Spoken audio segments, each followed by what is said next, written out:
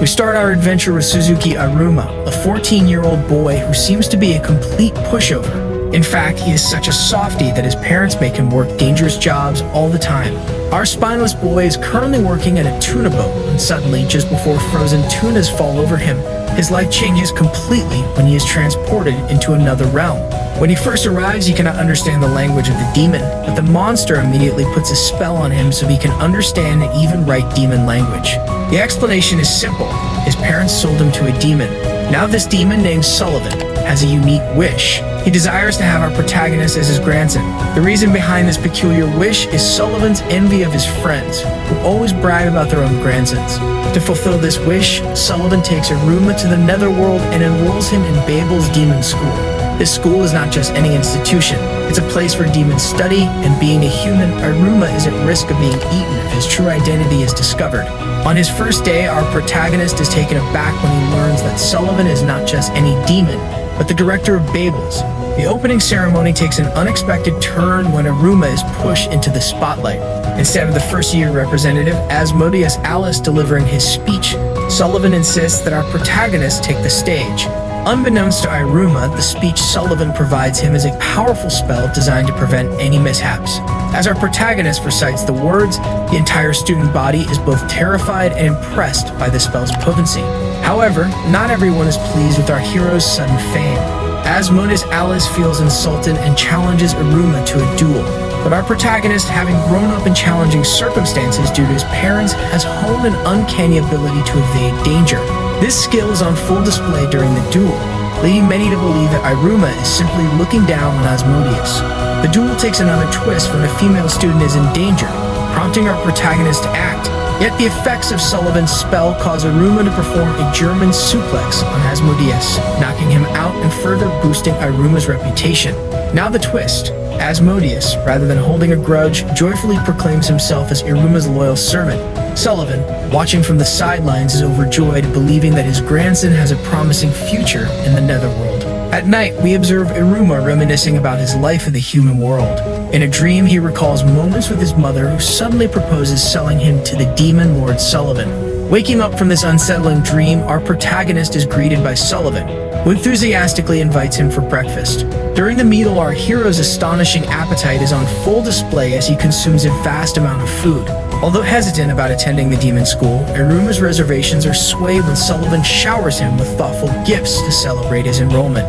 Upon arriving at school, our protagonist is met by the ever-enthusiastic Asmodeus Alice, who informs him about the day's lesson, summoning familiars. The strength and nature of the summoned familiar will determine the student's rank and class placement. The atmosphere in the classroom is tense, and Iruma soon learns why. Their instructor, Niberius Caligo, is known for his strict and ruthless demeanor. He particularly takes an instant disliking to Iruma, possibly due to his connection with Sullivan. The summoning process is explained. Students must use their blood on special parchments bearing Niberius' seal. This seal ensures the authenticity of the summoning and prevents any form of cheating. As the summoning session progresses, Asmodeus successfully summons a fierce Gorgon snake, impressing his peers. However, when it's our hero's turn, things take an unexpected twist. Due to his human nature and lack of demonic power, our protagonist inadvertently summons Niberius Caligo himself, transforming the stern teacher into a small, adorable owl with bat wings and horns. This unforeseen event leaves the entire class in shock. Rumors quickly spread, suggesting that Iruma's power must be immense to bind someone as formidable as Niberius as his familiar. Sullivan later clarifies that the summoning contract is unbreakable and will last for an entire year. The repercussions of this event are immediate. Niberius becomes bedridden from the sheer shock, and our hero's rank remains undetermined. Some minutes later, Iruma encounters a lively student named Vala Clara. Despite her friendly demeanor, Asmodeus warns our protagonist to maintain his distance from her, labeling her as a weirdo that others tend to avoid. However, Iruma's kind-hearted nature compels him to interact with her, especially after she earnestly says please. During their interactions, Clara showcases her unique magical ability, her magical pockets. These pockets allow her to replicate any object she has seen, a skill that has been both a blessing and a curse for her. As Iruma soon discovers, many students have been exploiting Clara's generosity, manipulating her into producing free food and other items. This revelation is heart-wrenching as Clara admits to having grown accustomed to bribing others for their companionship, believing it's the only way she can make friends. However, our hero's genuine nature shines through when he refuses Clara's bribes, expressing his desire to be her friend without any conditions. This gesture deeply touches Clara, boosting her confidence. When the same students attempt to manipulate her again, Clara boldly stands up to them, even going as far as to hurl a drinks machine at them. The scene is both comedic and empowering, showcasing Clara's newfound assertiveness. Iruma, having never had friends before, is uncertain about the nature of his relationship with Asmodeus and Clara. A humorous incident at a snack stall further complicates matters. Clara's magical pockets land her in trouble with the stall owner, who accuses her of shoplifting. The situation escalates when Naberius Caligo intervenes, only to be tricked by Clara into being summoned by our protagonist, transforming him once again into the comical owl form. As the trio makes their escape, Iruma seeks clarity on their relationship. He is taken aback to learn that the concept of friends is foreign to demons. However, both Asmodeus and Clara enthusiastically agree to be his friends, marking the beginning of a unique bond. Later, we see Sullivan and the faculty making the choice of placing Iruma, Clara, and Asmodeus in the Misfit class for problem children. However, the Misfit class, a class known for its notorious troublemakers, is revealed to be a strategic move by Sullivan. He believes that by surrounding Iruma with other misfits, he wouldn't stand out as much. Nonetheless, Iruma's introduction to his new classmates is far from smooth. He finds himself navigating through a series of booby traps, a testament to the mischievous nature of the misfit class. Among his classmates, Iruma meets the imposing Sabnak Sabro, a demon with aspirations of becoming the next demon king.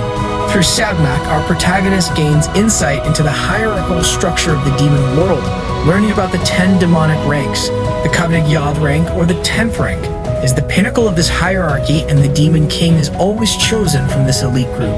The plot takes a comedic turn when Naberius Caligo, their advisor, introduces a task to determine their demonic ranks. The challenge involves a treacherous race through a valley with the added danger of a guardian beast. While most students opt for the safety of flight, our hero's lack of demon wings becomes a significant disadvantage. An impatient push from Naberius sends Iruma plummeting, only to be rescued by a flock of demonic crows. However, his relief is short-lived as he finds himself in the nest of the guardian beast's baby. A surprising discovery reveals that Iruma's human blood possesses healing properties for demons. This newfound ability not only saves the injured baby guardian, but also earns Iruma an unexpected ally.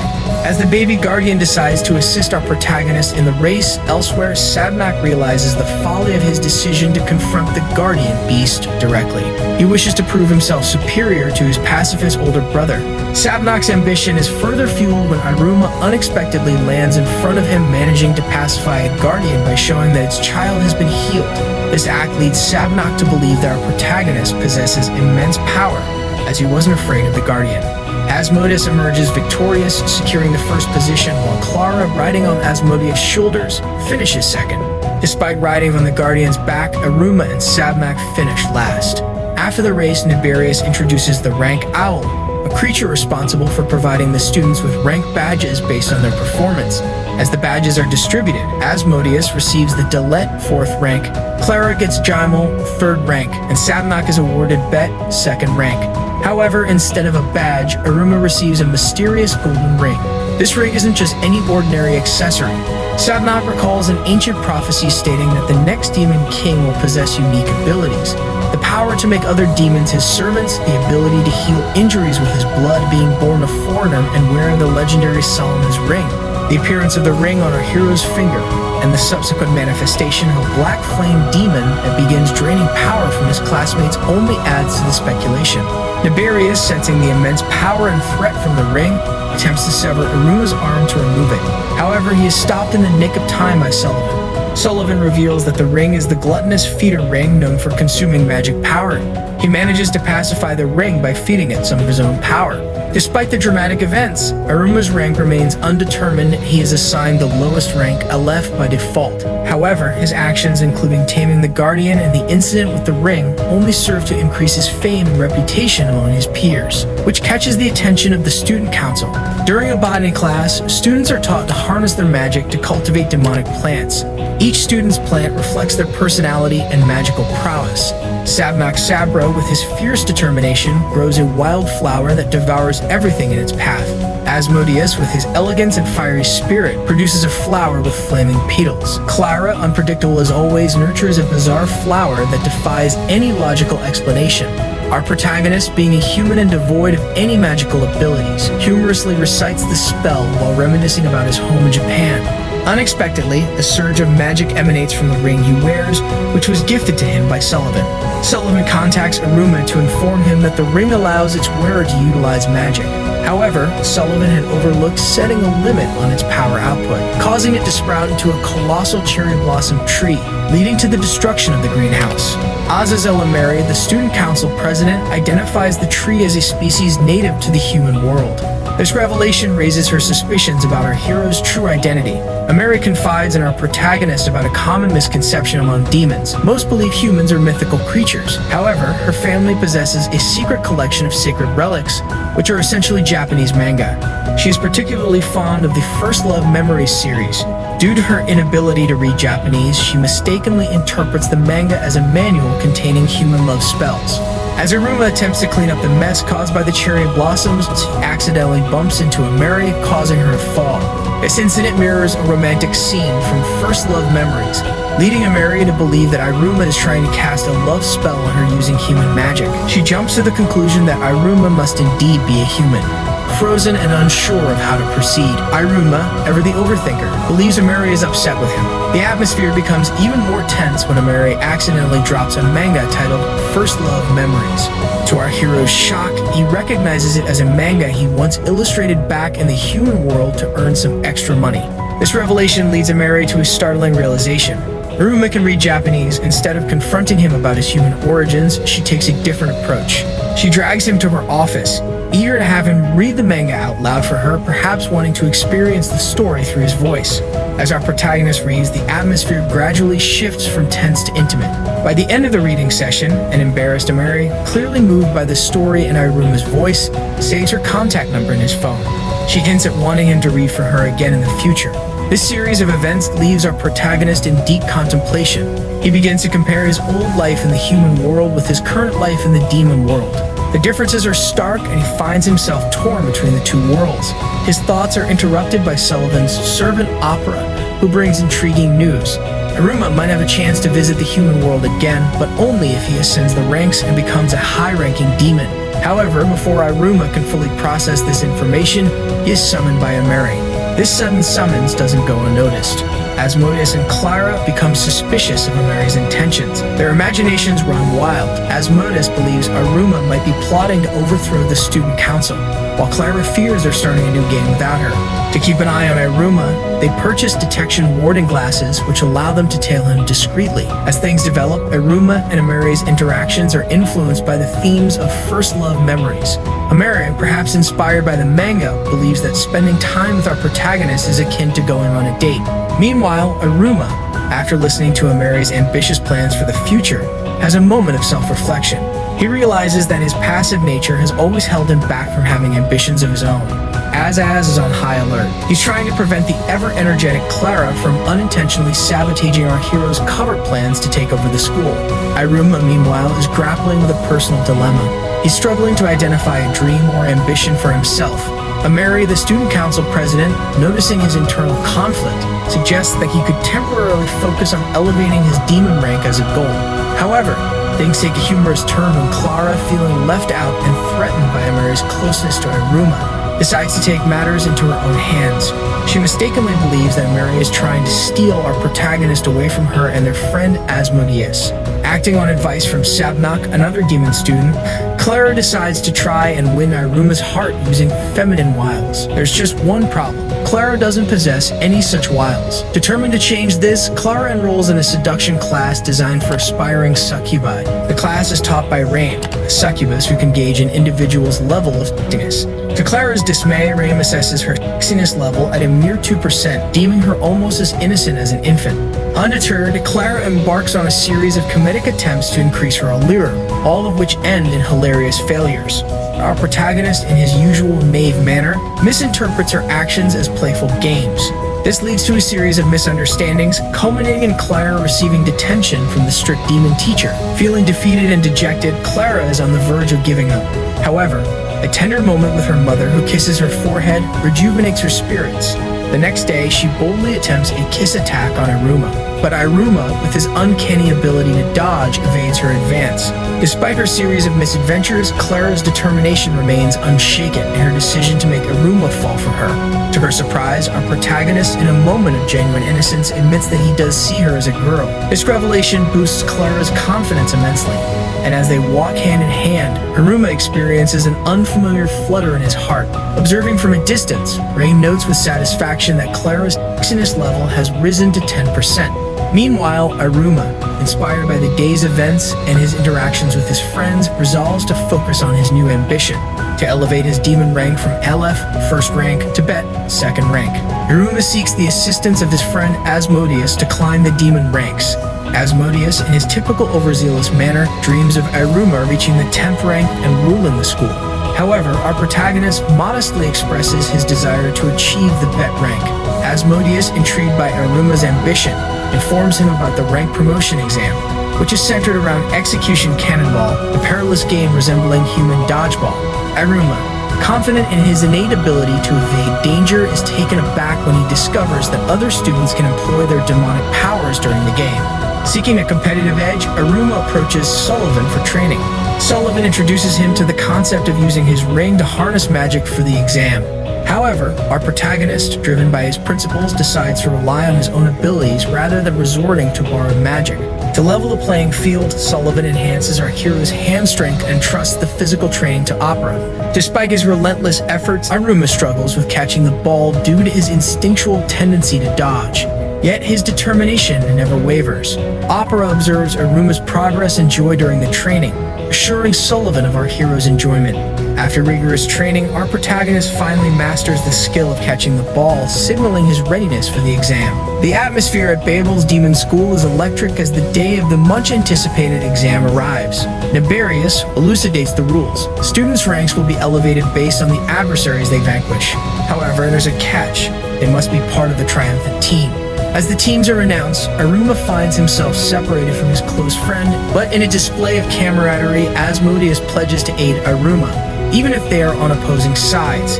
The exam commences, and the arena is immediately thrown into pandemonium.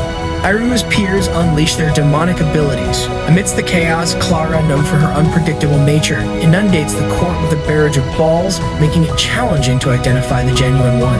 Iruma, with his keen senses, manages to seize the real ball. But a realization dawns upon him. In all the training and preparation, he never mastered the art of throwing.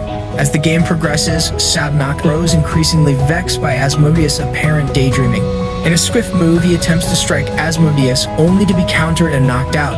Asmodeus, seemingly lost in thought, continues his rampage, eliminating players with ease. The game narrows down to a face-off between him and our protagonist. A dilemma plagues Asmodeus. If he allows Iruma to win, he would be aiding his friend's ascent in rank. However, it would also mean negating all his efforts. After a brief internal struggle, he opts to unleash a powerful throw, putting all his might behind it. Just then, Ameri, the esteemed student council president, makes her appearance, keen to witness the exam's climax. Iruma, mustering all of his courage, manages to catch Asmodeus' formidable throw, but the sheer force behind it propels him into a spin. Using this momentum, Iruma redirects the ball, which, to everyone's astonishment, strikes Asmodeus out. Nibarius, thoroughly impressed by our hero's ingenuity, elevates his rank to Bet, second. Post-exam, Ameri approaches Iruma, wanting him for his newfound ambition. The day concludes with our protagonist expressing his gratitude to Opera for the rigorous training. This leaves Sullivan feeling a tad emotional and overshadowed, realizing he hadn't contributed much to his recent success. The misfit class at Babel's Demon School is introduced to their new instructor, Balse Robin. With an air of authority, Balse emphasizes the significance of establishing a deep connection with one's familiar. A magical creature bound to a demon through a contract, Asmodeus proudly summons his Gorgon snake, while Sabmak calls forth his majestic Kelby horse. Clara, ever the unpredictable one, brings forth her Falfel, a peculiar and rare familiar whose actions remain an enigma to many. Iruma, hesitant and unsure, initially resist the idea of summoning a familiar. However, Balsa's simple plea with the word please compels Iruma to act. To everyone's astonishment, Iruma inadvertently summons a livid Nibarius. Bals, quick to intervene, reminds our protagonist of the importance of reading in and controlling one's familiar, citing rules penned by Nibarius himself. Taking it upon himself, Nibarius is determined to mold Iruma into the class's top summoner. This endeavor leads to a series of amusing and somewhat embarrassing trust-building games. During one of their interactions, Iruma offers a heartfelt apology to Nibarius, leading to a deeper conversation. Nibarius questions Iruma's decision not to summon him during the confrontation with the Valley Guardian. Our hero's response, rooted in compassion, reveals his intent to prevent harm to both Nibarius and the Guardian. This revelation deepens the bond between the two. Meanwhile, a skirmish erupts between Asmodeus and Sabmak. Nibarius, showcasing his prowess, swiftly defeats their familiars. He then addresses the class, emphasizing the raw power and volatile nature of familiars. He stresses the delicate balance summoners must maintain, a blend of trust and fear, a sentiment embodied by our protagonist. The lesson concludes with Nibarius compelling Bals to reevaluate his pedagogical approach. The plot takes another turn as Iruma discovers the concept of battlers. These are akin to school clubs, where students with shared interests band together to assist each other in elevating their ranks. Intrigued and motivated to find a new purpose, our protagonist contemplates joining a battler. Asmodeus, ever the protective friend, preps Iruma for the rookie hunt. This event, notorious for its intensity, sees senior battlers in a frenzied rush to recruit first-year students. Asmodeus, with his formidable reputation, becomes the prime target for recruitment by most seniors. The intensity of the hunt escalates to such a degree that the safety of the first-year students is compromised, putting them in real physical danger. Ameri, who along with the student council, takes on the responsibility of overseeing the unfolding chaos. It's during this tumultuous event that Iruma discovers Ameri's significant role as the student council president, a revelation that surprises him. In a twist of events, Ameri extends an invitation to Iruma, offering him a position in the council's elite battler team. Nibarius, seizing the moment, announces a 3-day trial period. This period allows students the freedom to experiment and try out various battlers before making a final commitment. Clara, with her quirky and enthusiastic nature, repeatedly expresses her fascination with Raim's succubus battler. Our protagonist, on the other hand, finds himself in a dilemma. His newfound popularity means that he's swamped with invitations from every battler. However, the sudden activation of his ring disrupts his decision-making process. The ring, seemingly with a mind of its own, propels him through the air only to drop him in the presence of Amy Kirio. Kirio, the chief recruiter for the magical apparatus battler, possesses a necklace crafted from the same mysterious metal as Iruma's ring. As things move along, Iruma embarks on a journey to explore the various battlers. Most of these battlers present dangers and challenges, making them unsuitable choices for Iruma. In a bid to assist Iruma, Sullivan modifies his ring, granting him the ability to select the intensity of magic he wishes to harness. The options range from Devil, Demon, and Ifrit, with an emergency mode named Pandarula. After a rigorous testing phase at the Execution Cannonball Battler, Iruma receives a timely reminder from Ameri via text. She emphasizes the importance of visiting the Council Battler before the trial period concludes.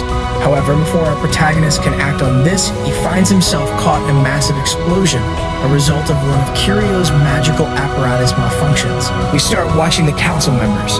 They are taken aback by Ameri's sudden and intense passion for battler recruitment. Amidst the chaos caused by Kirio's explosion, Iruma sends a text to Ameri informing her of his inability to visit the council. Ameri, however, misinterprets this message, believing that Iruma is intimidated by her position as the council president. Kirio, a pivotal character at this time, sheds light on his unique predicament. He possesses the knowledge and skill to research and craft magical items. However, a significant drawback hinders his potential: his inherently weak magical power. This limitation prevents him from utilizing the very items he creates. Driven by a noble cause, Kirio aspires to bridge the power disparity between demons.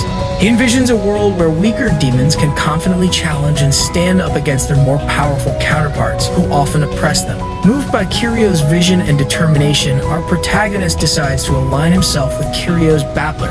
This decision is not made in isolation, as both Clara and Asmodeus choose to accompany him. The plot takes a heartwarming turn when Iruma, contrary to Ameri's fears, pays a visit to the student council. Ameri's joy, however, is short-lived. Her happiness turns to disappointment when Iruma reveals his allegiance to another battler. As the trial period concludes, the atmosphere at the school becomes electric, gearing up for the grand battler party. This event serves as a platform for battlers to introduce their new recruits and also to familiarize themselves with their parents. Parallelly, a significant subplot unravels. Sullivan is summoned to the 13's dinner, a prestigious gathering of the Netherworld's 13 most formidable demons. The crux of their discussion revolves around the growing instability in the Netherworld, primarily due to the absence of a reigning demon king. The consensus leans towards the elevation of either Sullivan, Levi, or Belial to the coveted throne. While both Levi and Belial endorse Sullivan as the ideal candidate, Sullivan declines the offer. His reason is heartfelt. Ascending to the throne would drastically reduce his moments with Iruma. Later, we observe a shocking revelation. Henry, one of the esteemed 13 and also Mary's father, discovers incriminating evidence against Sullivan. This evidence points to Sullivan's unauthorized visits to the human world, leading to his inevitable arrest. Sometime later, we observe Sullivan under intense scrutiny by the demon border control. Meanwhile, the first-year students grapple with anxiety, dreading the impending visit of their parents to the school. In Sullivan's absence, leadership responsibilities fall upon Niberius, who is appointed as the interim school director. The school staff, bewildered by the recent turn of events, speculates about the possible reasons behind Sullivan's arrest. Kirio, ever the fountain of information, unveils a significant aspect of the battler party. He discloses that all battlers are expected to present their achievements, competing for coveted prizes and potentially elevating their rank. However, the magical apparatus battler, constrained by a meager budget, usually finds itself at a disadvantage. This bleak scenario takes a hopeful turn when Iruma, inspired by a brilliant idea, proposes the creation of fireworks. Given the need for a dark environment to test the fireworks, Kirio suggests an overnight stay at the school. Kirio's unique ability to conjure magical barriers comes to light. This protective shield, as Kirio reveals, is the sole reason he has survived countless explosions in his experiments. In their pursuit of crafting the perfect firework, our protagonist approaches Ameri with a request to borrow one of her manga. This would provide Kirio with a visual reference for their creation. Initially hesitant, Ameri's love for fireworks eventually sways her decision in their favor. The duo's hard work culminates in the successful creation of dazzling fireworks. The joy of their achievement is followed by a playful pillow fight, showcasing Iruma's exceptional dodging skills and Kirio's barrier magic. However, the plot takes a dark twist towards the end. Kirio receives a communication from a formidable demon named Baal, known for his mastery over lightning magic. The revelation that Baal is the mastermind behind Sullivan's arrests sends shockwaves. More alarmingly, it is unveiled that Baal and Kirio have been conspiring together to engineer a machine with the capability to obliterate the school. Battler Party is slated to span 3 days. The stakes are high, with the winning Battler members being promised an elevation in rank. The cherry on top is the additional incentive for the Battler president, who stands to gain a hopping 2-rank increase upon securing first place. As the plot progresses, the spotlight shifts to Kirio, who is deeply engrossed in perfecting his machine. Through a series of flashbacks, it becomes evident that the completion of this intricate device was made possible only due to our hero's invaluable assistance. However, a shadow looms over this achievement. Kirio's enigmatic demon ally harbors a malevolent intent to deploy the machine as a weapon, aiming to annihilate as many students as possible. In a twist of fate, Kirio's clandestine workshop is inadvertently discovered by Iruma, drawn by the magnetic pull of his ring, which seems to resonate with Kirio's necklace. Iruma stumbles upon the hidden lair. Seizing the moment, Kirio unveils the secrets of his workshop to our protagonist. He reveals its strategic location on the school's rooftop, concealed behind one-way soundproof glass. The plot thickens as Kirio hints at the integral role of the school bell in his grand scheme. This bell, he mentions, will herald the commencement of the Battler Party. Despite being privy to these revelations, Iruma remains oblivious to the true depth of Kirio's machinations. With unwavering optimism, Iruma encourages Kirio to vie for the top prize at the Battler Party using their fireworks. He passionately argues that strength isn't the sole determinant of victory. This heartfelt plea resonates with Kirio, who finds solace in the realization that he and Iruma share striking similarities in their outlook. Sometime later, it seems that the party is ready to begin. As the festivities kick off, Kirio's face is illuminated with a blend of anticipation and delight. This event, celebrated the night before the main competitions, is a spectacle of lights and excitement.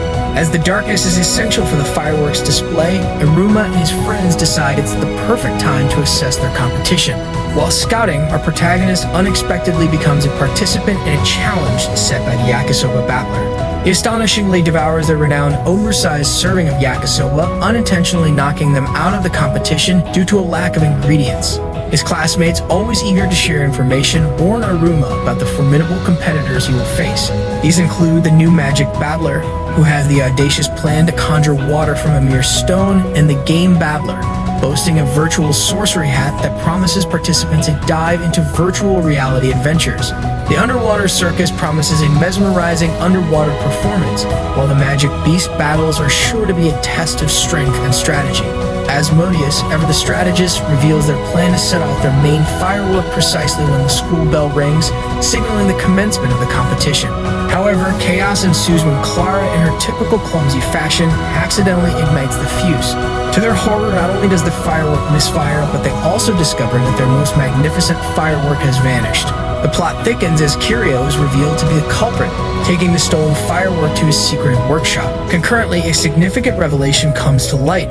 Ameri's father comes into possession of evidence that suggests Sullivan kidnapped Iruma. This evidence is provided by none other than Bull. As the sun dips below the horizon, casting the school in twilight, Kirio takes a drastic step. He shatters his necklace, which results in the entire school being enveloped by multiple barriers. These barriers restrict movement, causing panic and confusion among the students. Iruma finds himself isolated, separated from both Asmodeus and Clara by one such barrier. With the school in chaos, Kirio initiates his ominous plan. The sudden appearance of barriers throughout the demon school sends shockwaves among the students and faculty. Iruma, having had previous encounters with Kirio, recognizes the barriers as Kirio's handiwork. Nefarious, ever the analytical demon, discovers that these barriers possess a unique self-repairing property. This revelation leads him to deduce that only a demon of the Tet rank, the 9th rank, could cast such barriers. Furthermore, only a Yod, a 10th rank demon like Sullivan, could potentially destroy them. This realization implies that Sullivan's arrest was premeditated. He then instructs another teacher to inform the students that these barriers are part of a surprise maze event orchestrated by the new magic and game battlers. As Nefarious delves deeper into his research, he compiles a list of demons with the capability to create barriers. However, when a majority of the students effortlessly reach the courtyard, Nefarious grows concerned, suspecting they might have been manipulated into gathering there. Meanwhile, Kirio, with mischief in his eyes, loads the stolen firework into his ominous school destroyer machine. But as he prepares for his grand plan, he's taken aback to realize that our protagonist is heading straight to his lab. This is surprising because Kirio believed that by destroying his necklace, he had ensured Iruma would be lost. However, a flashback reveals the astute Asmodeus had deduced Kirio's long-term plan. Using a map of the school and a magical apparatus copied by Clara, Asmodeus guides Iruma through the maze of barriers. Nefarious, connecting the dots, identifies Kirio as the prime suspect and orders the school's teachers to apprehend him. But as the plot unfolds, a section of the school crumbles, leading to a heart-stopping moment where Ameri heroically saves his student from certain death. The climax of this moment sees Iruma, determined and resolute, finally reaching Kirio's lab, setting the stage for a confrontation. The tension escalates as Iruma confronts Kirio in his workshop. Kirio, with a sinister glint in his eyes, unveils his malevolent plan to use the stolen firework to obliterate the entire demon school. He delves into his past, revealing the legacy of the Amy family, renowned for their formidable barriers and magical prowess. However, Kirio's birth with weak magic led to his exile to the Garden of Delinquents, a place for problematic children. Despite the adversities and bullying he faced, Kirio found solace in a friend. A turning point in his life occurred when Bully snatched her precious earring and discarded it into a river. Kirio's desperate attempt to retrieve it using a barrier ended in failure, causing immense grief to his friend. This incident awakened a dark realization within Kirio. He derived perverse pleasure from witnessing others' despair. Ball, a demon nostalgic for the malevolent past of their society, aligns with Kirio's vision. Together, they conspire to destroy Babbles, symbolizing the softened nature of the current demon society. Kirio's ultimate goal is to savor Iruma's anguish upon witnessing the demise of his dear friends Clara and Asmodeus. However, Kirio's expectations are shattered when Iruma displays an unexpected calmness. Effortlessly removing the firework, our protagonist recounts his challenging childhood, which has rendered him almost immune to despair. This revelation stuns Kiryu, making him realize the stark contrast between their personalities. In a climactic moment, Iruma activates his ring's Ifrit mode, attempting to launch the firework into the sky, but the barrier obstructs its path. With mere seconds to avert a catastrophe, Iruma breaks a solemn promise made to Sullivan. He unleashes the ring's formidable Panerula mode, shattering the barrier and allowing the firework to explode harmlessly in the sky. This spectacle mesmerizes the students below. Exhausted from the ordeal, our protagonist loses consciousness. In a surprising twist, Kiryu prevents Iruma from plummeting off the roof. Despite the rage bubbling within him over his foiled plan, Kiryu concedes defeat, acknowledging our hero's superior demonic nature. Now we get a revelation. As Iruma and Kiryu were engrossed in their intense conversation, Boss Robin, with impeccable precision, employed his archery magic to dispatch a warning note to Sullivan. This alert prompts Sullivan to break free from his confinement and witness Iruma's audacious act of using the Panerula mode to obliterate the barrier. Sullivan's timely intervention saves the school from the potential catastrophe of falling to brace. The school's faculty swiftly apprehends Kiryu. Despite his capture, Kiryu leaves our protagonist with a foreboding message about other demons who yearn for a malevolent society. The demon border control takes Kiryu into custody for further interrogation. In a lighter moment, Sullivan showcases to Iruma the immense popularity of his firework display among the students. However, Ameri, feeling left out, reprimands Iruma for not watching the fireworks alongside her. In a gesture of camaraderie, Iruma shares the credit for the fireworks' success with Asmodeus, Clara, and even Kiryu. The festivities of the battler party commence, with students casting their votes for their favorite battlers. The atmosphere becomes even more jubilant as parents arrive to partake in the celebrations. Iruma, engrossed in preparing the remaining fireworks, encounters Clara's vibrant family. He meets 4 of her 5 siblings and her equally eccentric mother. Asmodeus finds himself ensnared by his doting mother, Amaryllis, the demon lord of seduction. Her overwhelming affection for Asmodeus provides comic relief.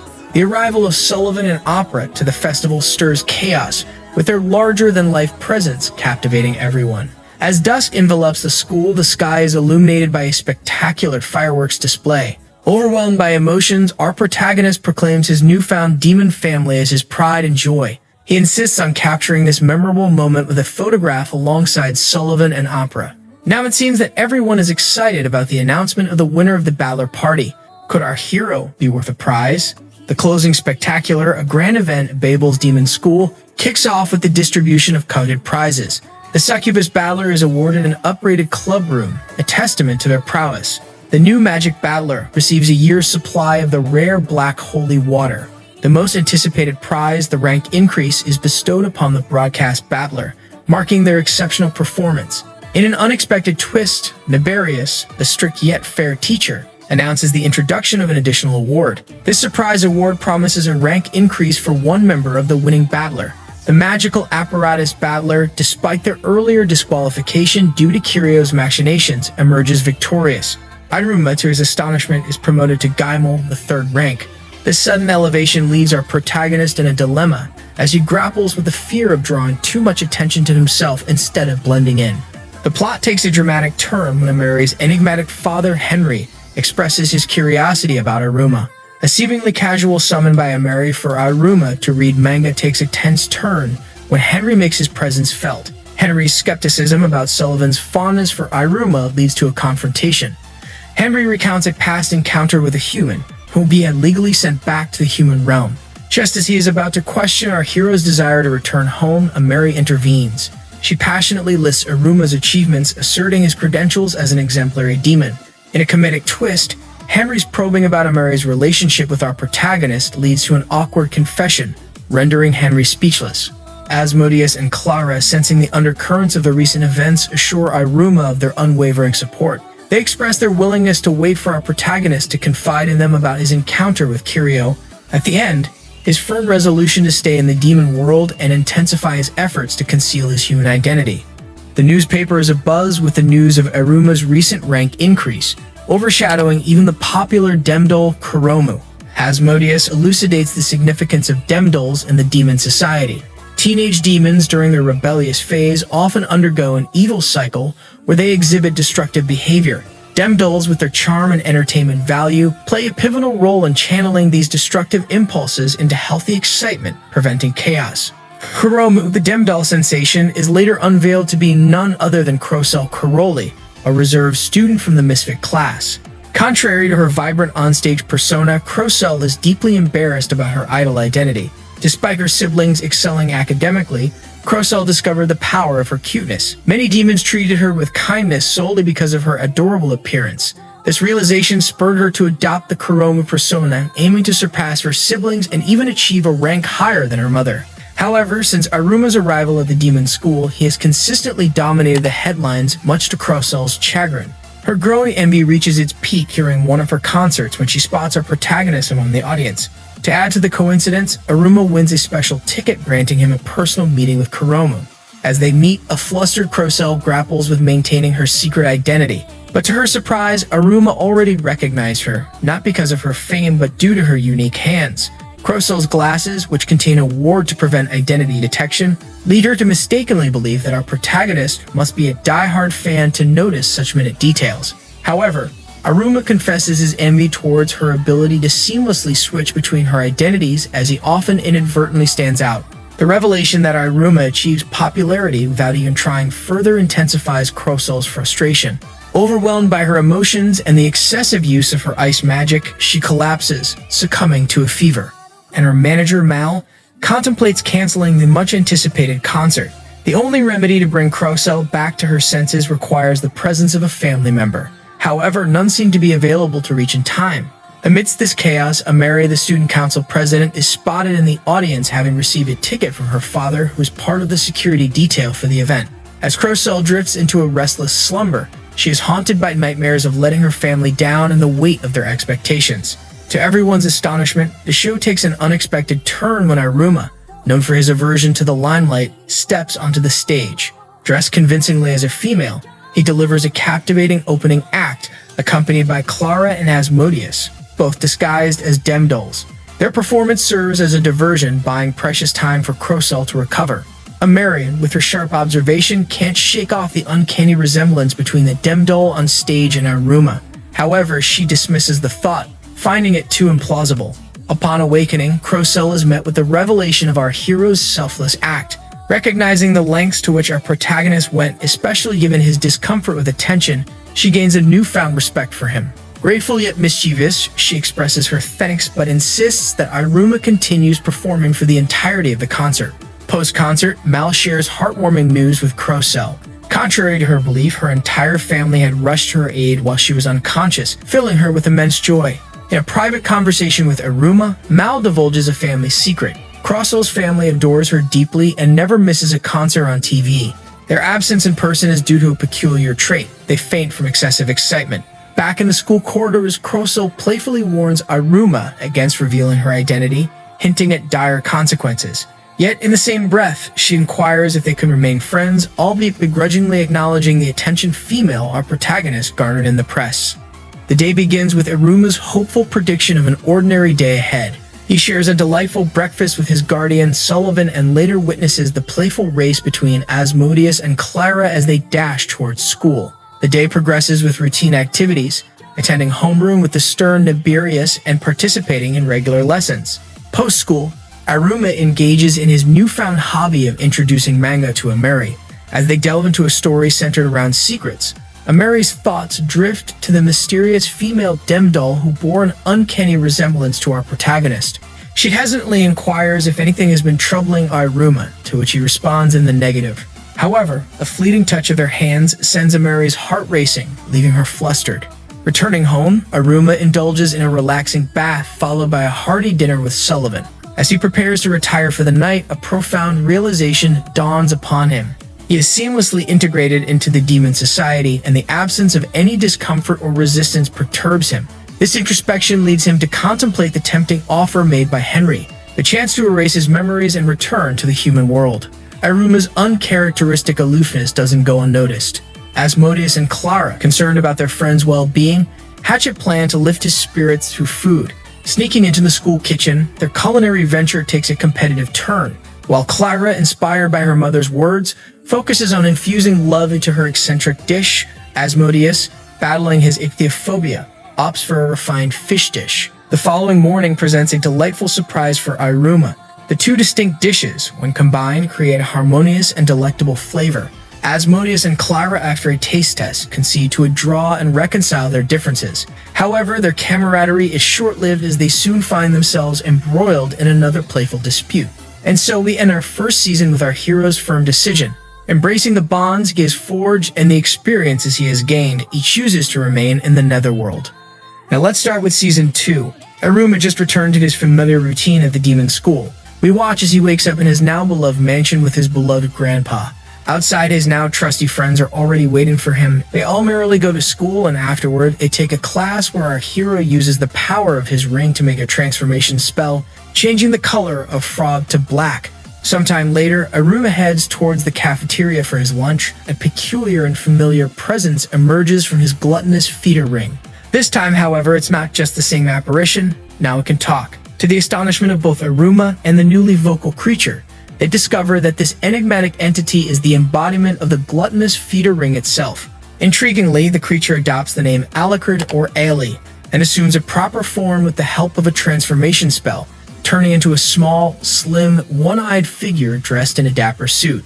With a hint of sternness, Alucard chides our protagonist for his underutilized magical abilities, setting the stage for an unconventional mentor-student dynamic. Encouraging Iruma to explore his transformative powers further, Alucard guides him through a series of experiments, culminating in Iruma's astonishing transformation into his own distinctive Irumi outfit. This metamorphosis, however, coincides with an unexpected appearance by the school's refined and astute Ameri Azazel. Ameri stumbles upon our protagonist, who is now sporting his transformed appearance. Completely caught off guard and flustered by Iruma's unexpected attire, Ameri reacts with confusion before swiftly making her exit.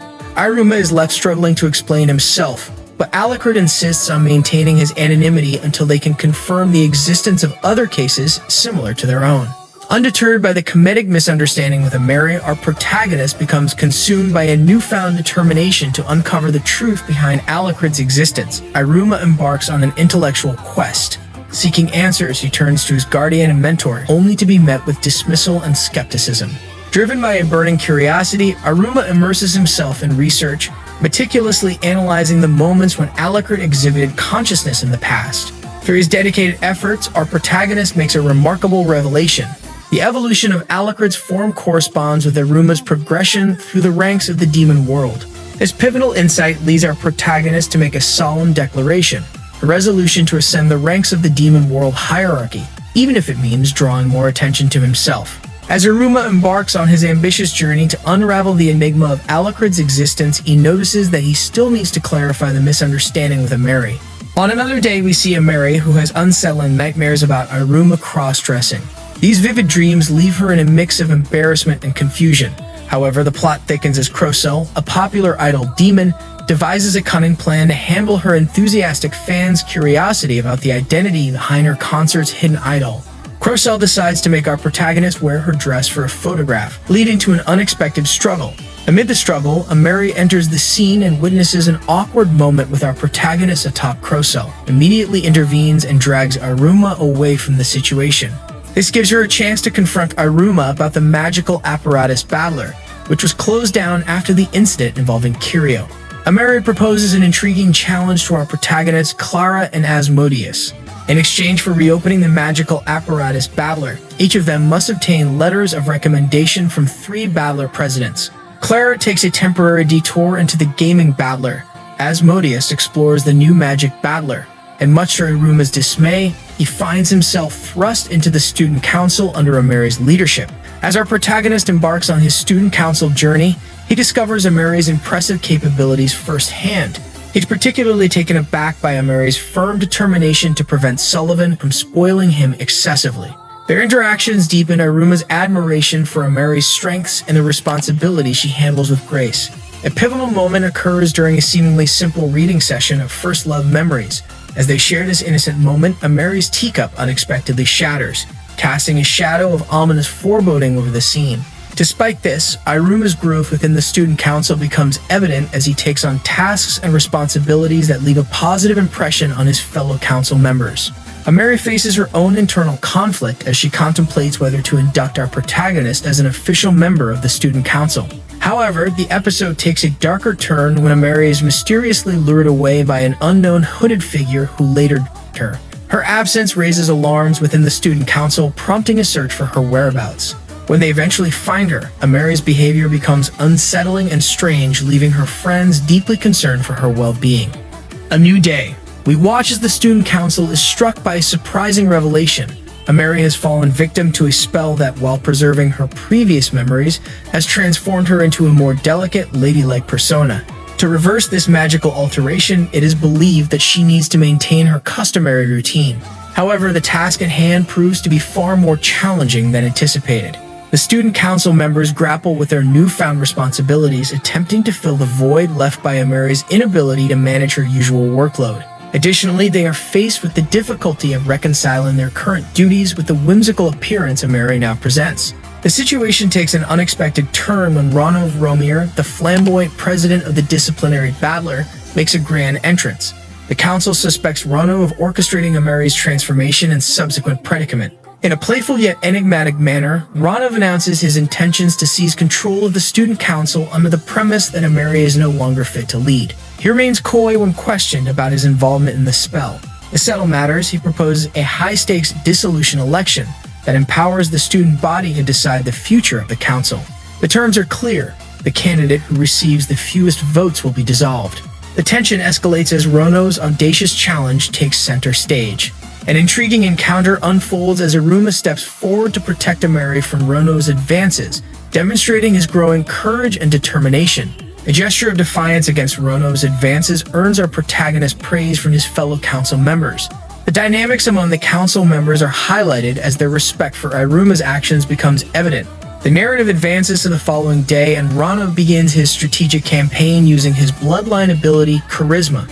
His approach generates a mixed response among the student body until he promises a more lenient and enjoyable council experience compared to the current regime. Meanwhile, Ameri grapples with the challenges of maintaining her support base in her altered state. As the stakes rise, our protagonist realizes the need for additional assistance.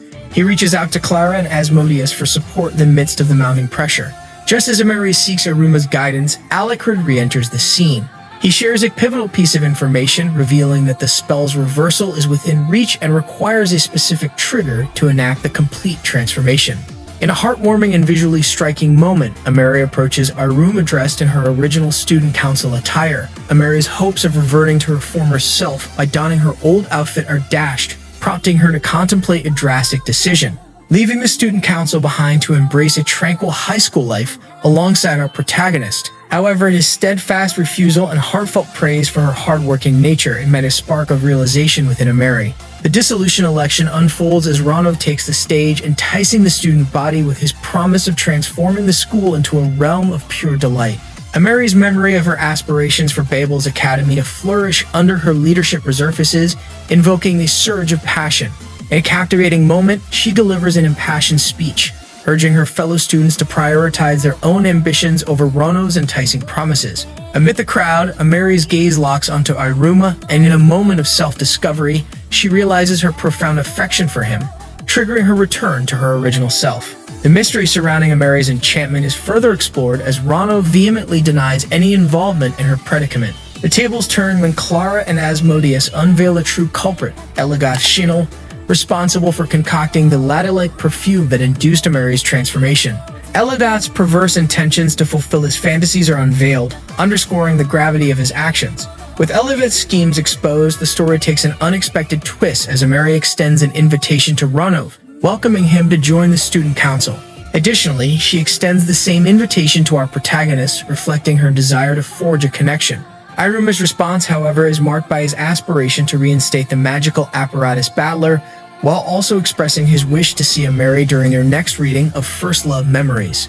The enigmatic Alucard reappears, offering insight into the complex triggers behind the spell that entrapped Ameri. He suggests that Ameri's subconscious longing for Iruma's acknowledgement of her cuteness played a significant role in the process.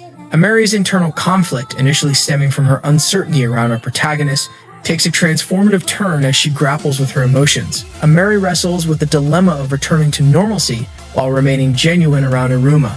Eventually, she musters the courage to pursue her true feelings, ultimately deciding to claim our protagonist as her own. Sometime later, Sullivan announces his plans to host a party and urges Iruma to invite his friends. He, being the kind and humble character that he is, feels a mixture of excitement and nervousness about the upcoming event. As the preparations for the party get underway, our protagonist becomes increasingly fixated on cleaning every nook and cranny of his home.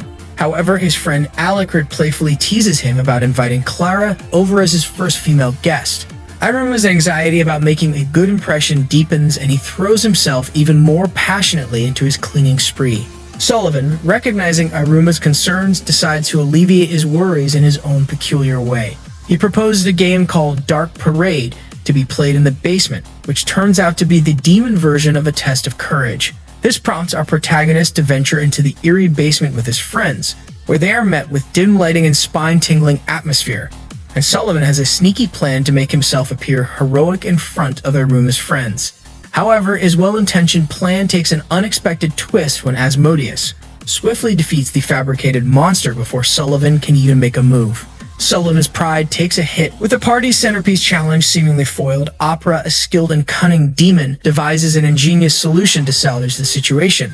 Utilizing a 3D projector, Opera conjures an illusion of a fearsome dragon, aiming to let Sullivan triumph over this apparent threat. The elaborate charade unfolds, and Sullivan valiantly defeats the illusory dragon, to the astonishment and applause of the onlookers. To everyone's delight, a chest materializes, revealing a delectable cake crafted by Opera as the coveted reward for the triumphant participant. However, Sullivan's happiness is short-lived, as Opera receives more accolades for the cake's delectable flavor than Sullivan does for his daring dragon-slaying feat. Despite the minor setbacks, Sullivan's spirits are buoyed when our protagonist, with a heart full of gratitude, he approaches Sullivan to express his heartfelt thanks for allowing his friends to visit and for orchestrating the unforgettable evening.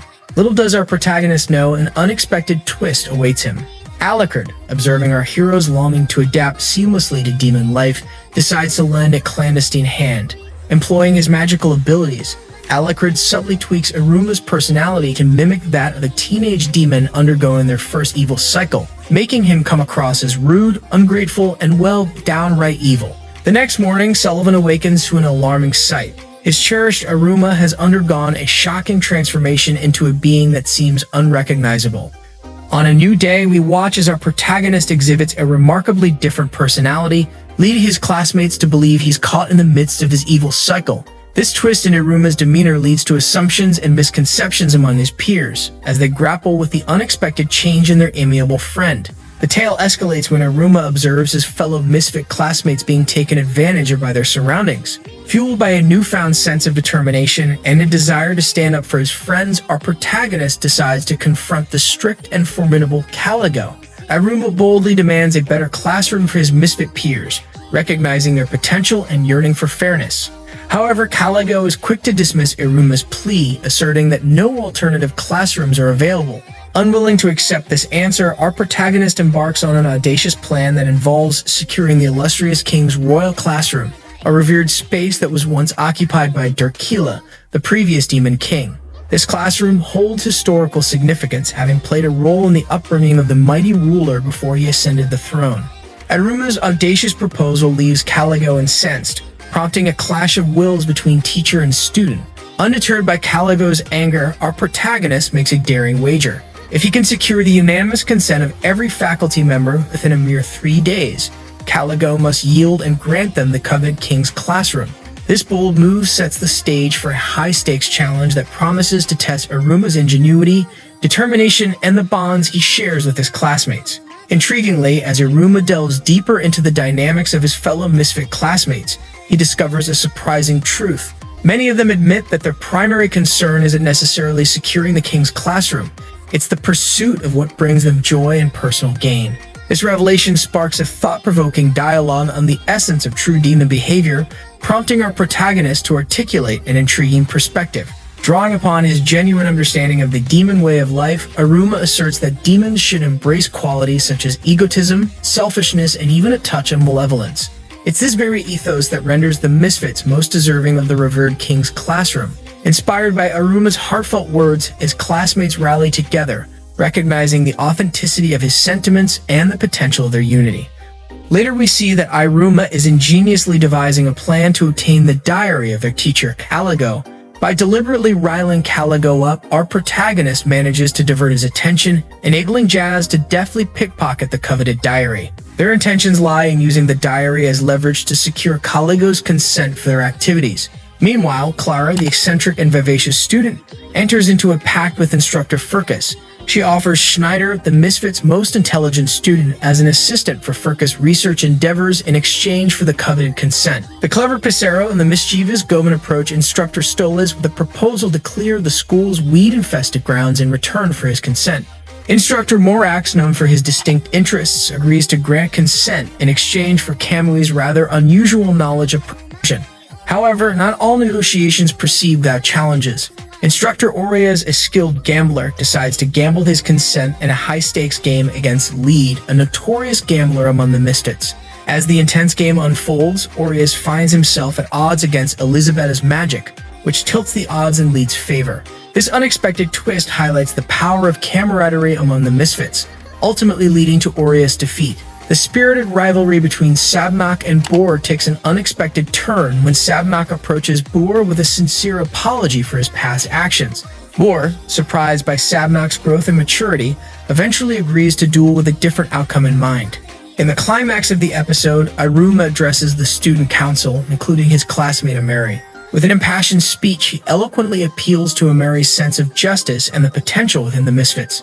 The speech, combined with an unexpected wall slap that leaves Ameri in awe, manages to sway her, securing the council's consent. As the days pass, the Misfits make remarkable progress in obtaining consents from various instructors, with only Caligo's remaining. What's going to happen? We start with Iruma's bold move to confront Caligo, holding out the collected consent forms from the teachers. However, the wily Caligo quickly identifies a loophole in the agreement, revealing that Iruma's promise was meant to extend beyond just the teaching staff. The fine distinction between faculty and teachers dawns on our protagonist, highlighting his oversight in not seeking consent from all individuals employed within the school, including janitors, chefs, librarians, and more. Caligo exploits Iruma's lapse in critical thinking, seizing the opportunity to declare him unworthy of inheriting Derkilla's classroom. Iruma faces a moment of uncertainty about his ability to navigate the intricate rules of the demon realm. Just as the atmosphere grows tense, a surprising turn of events unfolds as the remaining staff members make their entrance, brandishing their own consent forms. The staff's collective gratitude for Iruma's past assistance proves to be a pivotal factor, swaying their decision to support him. The dynamic between our protagonist and the staff members deepens, emphasizing the connections he has cultivated throughout his time at the school. In a heated exchange, Caligo's initial resistance crumbles in the face of overwhelming support from the staff, and he reluctantly provides his consent. This moment signifies the culmination of the Misfits' relentless pursuit and their ability to rally the support of those around them. The anticipation builds as the once sealed classroom, shrouded in mystery for centuries, draws a massive crowd eager to witness its unveiling. The Misfits' triumph has transformed them into local celebrities, capturing the attention of students and demons alike. With a ceremonial flourish, Caligo opens the doors to the classroom, unveiling an opulent interior that rivals the grandeur of a castle. The multiple floors, lavish rooms, and extravagant furnishings astound everyone present, showcasing Derkilla's legacy in a breathtaking revelation. Amidst the astonishment, Iruma's audaciousness takes center stage, as he confidently takes his place on Derkilla's old throne. A hushed silence envelops the room. In a stunning twist, our protagonist momentarily embodies the aura of a true demon king, leaving everyone in awe of his transformation. The following day marks a significant turning point as the effects of Alucard's spell on Iruma come to an end. Iruma's return to his usual self reveals his vulnerability and embarrassment, providing a lighthearted moment that contrasts with the previous grandeur. In a heartfelt gesture, our protagonist extends his apologies to everyone at the school. However, the bonds forged through their shared experiences prove unbreakable. The Misfits' camaraderie shines through as they collectively pose for a photograph, with Iruma seated on Derkilla's throne, capturing a moment of unity and triumph. Now Caligo, the demon teacher, is addressing the Misfits about the impending end of Terminus, which marks the approaching demon summer vacation. However, there's a catch. Should they falter in their exams, they'll be relegated to attending supplementary classes during Terminus. Our protagonist finds himself grappling with a new challenge. He confides in Clara and Asmodeus about his struggles with studying. Although Iruma can read the questions thanks to the magical assistance of Sullivan, he struggles to comprehend the essence of the questions themselves. This admission sparks a determined resolve within Asmodeus, who suggests that they form a study group to tackle their academic woes together, the possibility of rank advancement based on exam scores. Meanwhile, the ever-resourceful Ameri, she insists that Elagath join the magical apparatus battler. The reason behind this seemingly peculiar decision is revealed. Keeping tabs on Elagath has proven to be increasingly time-consuming for the student council. Amidst the chaos, Alacrid shares a heartfelt concern. Alacrid's intellectual prowess is intricately tied to Iruma's rank. If Iruma's rank were to plummet, Alacrid would revert to a mindless black flame demon, demanding a sense of urgency within our protagonist to succeed. With determination burning bright, Asmodeus takes on the role of the tutor, quizzing Iruma on the exam's 5 subjects. An unforeseen twist in the tale occurs as Iruma remarkably scores a perfect mark on mythical zoology, a subject laden with questions about humans and their society. This unexpected triumph leaves our protagonist infused with newfound confidence, a stark contrast to his earlier struggles. Fueled by this surge in self-assurance, Iruma makes a bold decision. He opts to enroll in an elective class centered around Netherworld history, taught by none other than Balam Shichiro, the author of the very mythical zoology textbooks that earned Iruma his perfect score. Balam's obsession with enigmatic human-like creatures comes to the forefront. Amidst a discussion about the evolution of demon wings, a perceptive Balam notices a curious detail. Iruma seems to lack the customary wings that adorn the backs of demons.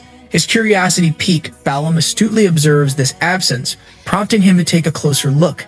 It's here that an unexpected twist unravels as Alacrid, Iruma's trusty companion, springs into action. Alacrid assumes the role of miniature wings, attaching himself to Iruma's back. Balam labels Iruma's diminutive wings as a potential deformity. Stricken with concern for exposing Iruma's perceived flaw, Balam's vulnerability emerges as he shares his own abnormality, symbolized by the mask concealing his scarred visage. An inadvertently candid revelation slips from Iruma's lips, shattering the secret he had been guarding. Fearful of Balam's intentions and believing that he might be consumed, our protagonist discloses his true identity as a human. To Iruma's astonishment, Balam's reaction defies his expectations. Rather than harboring sinister intentions, Balam is elated by the proof of human existence. This unexpected reaction serves as a turning point, shattering Iruma's preconceived notions and leading to a realization that Balam's nature is far more benevolent than he had feared. Returning to the realm of the classroom, a wave of despondency washes over the misfits as they grapple with the demands of studying. Iruma's past experiences come to light, revealing a life devoid of leisure during summer breaks as he was burdened with work. The prospect of spending Terminus, the demon's summer vacation, having fun with his newfound companions, the Misfits. Balam makes an unexpected reappearance, revealing that he and Caligo were once classmates. The revelation of their enduring friendship adds depth to their characters. With the Misfits struggling to grasp the intricacies of studying, Balam takes on the role of a guiding light. Through ingenious methods such as singing songs, playing games, and crafting educational picture books, Balam ignites a spark of enthusiasm within the Misfits, transforming the tedious task of studying into a vibrant and engaging endeavor. The teacher gathers the Misfits to unveil the results of their exams. The air is filled with anticipation as he shares the news that all of them have triumphed in their academic endeavors. An aura of accomplishment surrounds them, with several students even ascending to higher ranks. Amidst the celebration, Asmodeus astutely acknowledges Iruma's instrumental role in the Misfits' success, attributing their achievements to his profound influence. However, amidst the congratulations and accolades, Iruma's own achievements are met with a bittersweet revelation. While he succeeded in passing his exams, it wasn't quite enough to secure an upward rank movement. A sense of mixed emotions envelops our protagonist as he grapples with his desire for advancement and the satisfaction of having contributed to his friend's triumphs. In the midst of his contemplation, Iruma finds himself engaged in a profound conversation with Balam Shichiro. The eccentric figure recognizes a unique trait within our protagonist, an innate ability to inspire and uplift those around him. Caligo takes center stage once more, revealing a hidden layer of the demon world's hierarchy. Balam emerges as a fellow Ket, rank 8th alongside Caligo himself. Balam's exceptional ability to discern lies proves invaluable, aiding him in detecting exam cheaters, such as the mischievous Elagath. Yet, a tantalizing mystery shrouds one student who remains immune to Balam's truth-detecting prowess, The tale shifts gears, transitioning to a scene filled with humor and camaraderie. Ameri, the diligent student council member, extends an invitation to Iruma for their customary manga reading session. However, Clara, the vivacious and unpredictable member of the Misfits, she informs Ameri that our protagonist is, in fact, occupied with the karaoke session among the boys. In a series of comical events, Ameri finds herself drawn into a girls-only tea party hosted by none other than Clara, Elisabetta, and Crocell. Within the confines of this tea party, Elisabetta steers the conversation toward relationships, inadvertently unraveling hidden sentiments. Clara's realization of her feelings for Iruma, coupled with her playful consideration of marriage, stirs unexpected ripples. Ameri, typically composed and poised, confronts the realization that Clara might be a genuine rival for Iruma's affection. Amidst friendly banter and fleeting moments of rivalry, the scene culminates in a heartwarming resolution. Disagreements give way to unity as the group agrees to exchange contact information and convene for future tea parties. Finally, Iruma arrives at Ameri's doorstep only to be promptly ushered out. Caligo finds himself thrust into a world of dismay as Sullivan assigned him the arduous task of conducting home visits. His vexation is palpable, and the ensuing escapades promise to be nothing short of chaotic. Caligo's first stop on this whirlwind journey is Asmodeus' dwelling. Here, a revelation of profound proportions is unveiled. Asmodeus' unwavering fixation on Iruma has inadvertently led him to neglect his own younger sisters. The gravity of this revelation serves as a catalyst for Caligo's discerning observations. This pivotal insight prompts Caligo to advise Asmodeus to redirect his energies inward, positing the notion that by focusing on self-improvement, he could ascend to new heights and wield a power beyond imagination. Clara's domicile becomes the subsequent destination, where chaos takes on an entirely new meaning. Surrounded by Clara's exuberant siblings, Caligo finds himself engulfed in a tempestuous sea of activity. Amidst the clamor, Urara, the embodiment of normalcy within Clara's eccentric family, emerges as a calming presence. This respite enables Caligo to share his insights, painting a portrait of Clara as a spirited troublemaker with an innate goodness and the potential for a radiant future. The condition: a measured approach to decision-making before taking action. A series of visits ensue, each characterized by its own unique brand of mayhem. A thread of absurdity is woven into the fabric of these encounters. A startling revelation surfaces: Caligo's paralyzing fear of Opera, who once wielded seniority over him during their high school days. Opera's sadistic amusement at Caligo's expense casts a shadow over their past interactions, and the resulting unease lends an air of tension to their reunion. Armed with insight and information, Caligo apprizes Sullivan of Iruma's academic progress and the consistent cycle of major incidents that seem to orbit him. Yet beneath the surface lies a kernel of profound wisdom: Iruma's unique ability to forge indomitable friendships and surmount the most daunting of challenges. The episode crescendos with a touch of playful irony, as Opera's cunning manipulations coerce our protagonist into summoning Caligo in his endearingly adorable owl form. The bonds of friendship remain unwavering. Now, a sense of anticipation fills the air as Terminus, the demon's summer vacation, commences. The Misfits extend an invitation to Iruma, beckoning him to the Walter amusement park. However, things take an unexpected turn when Iruma's guardian Sullivan insists that the strict demons Caligo, Balam, and Opera act as chaperones for the outing. The atmosphere is lighthearted and cheerful as our protagonists, Ameri, and their friends arrive at the amusement park, brimming with anticipation for a day of fun. Ameri, nursing a secret crush on Iruma, believes this is her chance for a romantic date, but little does she know, the Misfits have a different plan in mind. As the group splits into 3 teams, chaos ensues with each chaperone leading their own faction of the Misfits. Caligo, pressured into contributing a prize, attempts to instill a competitive spirit by offering rewards for the most enjoyable team. However, in true Caligo fashion, he ensures that those who rank last will face double the homework as punishment. The girls, displaying their cunning and mischief, come up with a plan to coerce Ameri into buying an adorable dress. On the other hand, Caligo's team hatches a plan to make the stern teacher loosen up and genuinely enjoy himself for once. The camaraderie and unique dynamics of each group contribute to the heartwarming essence of the episode. However, the cheerful facade of Walter Park hides a darker secret, one that is unveiled when Iruma encounters Ranov, a demon with ties to the park's ownership. Ranov drops a shocking revelation that the park's basement houses Ouroboros prison, a secretive facility where imprisoned criminals have their magical energy drained to power the park's attractions. The revelation takes a grim twist when it's revealed that Kirio, Iruma's friend, is among the inmates of the prison. It's collaborating with a group of fellow inmates and receiving assistance from the Musashino crew, an extremist organization advocating for the return to evil ways for demons. In his stunning revelation, Kiryo's motive becomes clear. He aims to break free from Uroboro's prison and, in return, aid the Musashino crew in their destructive mission to topple Walter Park. With an impending threat to the park's future, our protagonist and his friends find themselves unwittingly entangled in a dangerous scheme. As the Misfits embrace the playful spirit of the amusement park, Opera's group embark on a dress-trying spree with Walter Park employees. Caligo's team, led by the stern and often uptight teacher himself, engage in a spirited shooting game with employees Atori and Memero. Competitive spirit ignites as they aim for the highest scores, fostering unexpected connections between the characters and adding an extra layer of excitement to their park adventure. However, the lighthearted atmosphere takes a dramatic turn when Caligo's team contemplates exploring Kiriraji Street, a seemingly innocuous location with a shadowy past. To their surprise, Caligo issues a grave warning about the street's history, a battleground where demons once clashed during their malevolent cycles. Even in the present, the place remains tainted with corruption, attracting criminals and fostering an air of danger. As fate would have it, our protagonist finds himself lost on Kiriraji Street, thrust into an encounter with a dubious demon who attempts to seize him. Miraculously, a woman named Shida intervenes, saving Iruma from harm's way.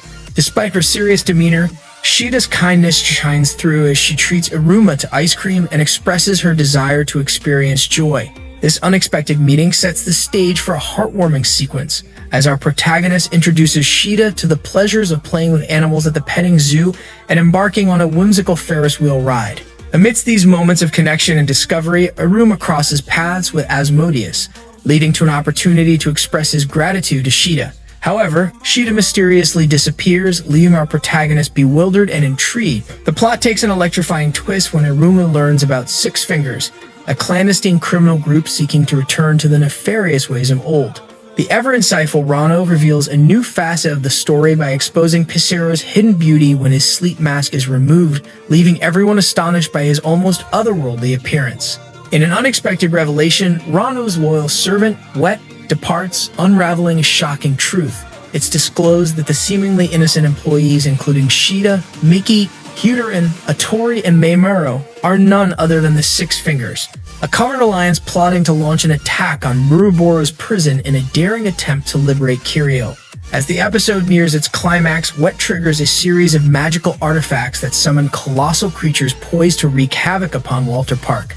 The towering Carmen Dragon, the formidable Mountain Blue Minotaur, and the menacing Panther Rat are summoned forth, setting the stage for a climactic battle that will test the resilience of our characters and the fate of the park itself. Moments later, the worst has happened. The monstrous threats summoned by the Six Fingers initiate the destruction of Walter Park.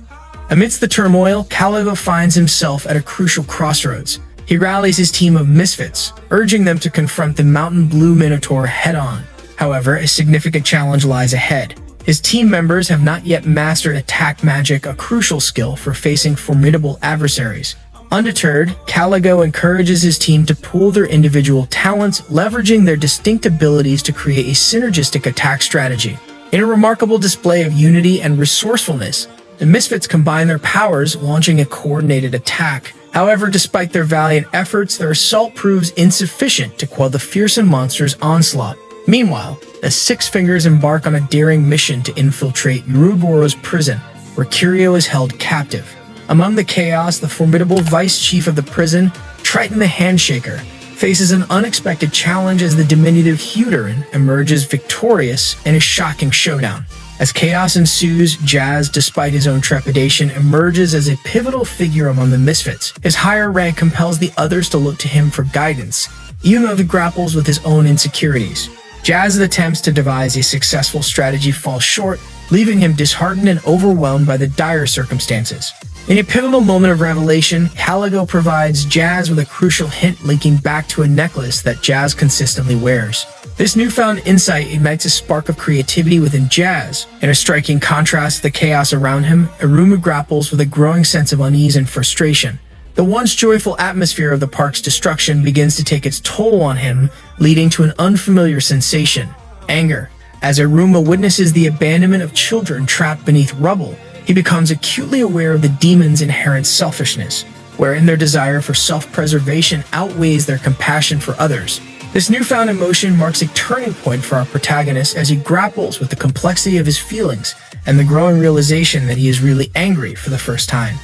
Now, amidst the chaotic turmoil caused by the rampaging monsters, Iruma's unyielding sense of compassion drives him to spring into action. Unfazed by the colossal Carmen Dragon's menacing presence, he rushes to aid the children trapped amidst the destruction. Iruma's bravery serves as a catalyst, inspiring his fellow classmates to overcome their apprehension and join the fight. Witnessing Iruma's selflessness, the misfits rally to his side, their determination to protect the innocent fueling their determination. In a breathtaking display of courage, Opera faces off against the fearsome Panther Rat. As the battle intensifies, each character showcases their unique abilities, infusing the conflict with a sense of individuality and strength. Jazz, along with his male companions, devises a daring plan to distract the Mountain Blue Minotaur. Their coordinated efforts provide Jazz with a chance to execute a bold maneuver, an audacious attempt to infiltrate the Minotaur's ear.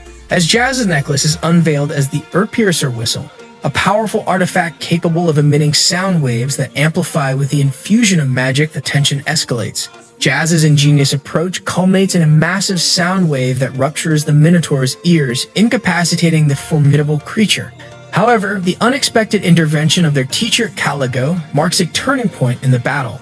Displaying unparalleled prowess, Caligo dispatches the Minotaur with a single swift move, admitting to the thrill of the fight and even agreeing to commemorate the victory with a celebratory photograph. Meanwhile, Cressel, assuming her Kuromu persona, employs her Demdoll show to alleviate panic among the park's visitors, deftly demonstrating her ability to manipulate perception and create moments of respite amid chaos. The narrative takes an intriguing turn as Amari unveils her bloodline ability, Romantista, which enhances her physical capabilities proportionate to her self-belief. Empowered by Crossel's soothing song, Amari emerges victorious against Panther Rat, showcasing her remarkable potential as a formidable force. Opera's profound admiration for Amari's prowess culminates in his surprising offer, employing her to work alongside Sullivan. The alluring prospect of living under the same roof as our protagonist teases Amari.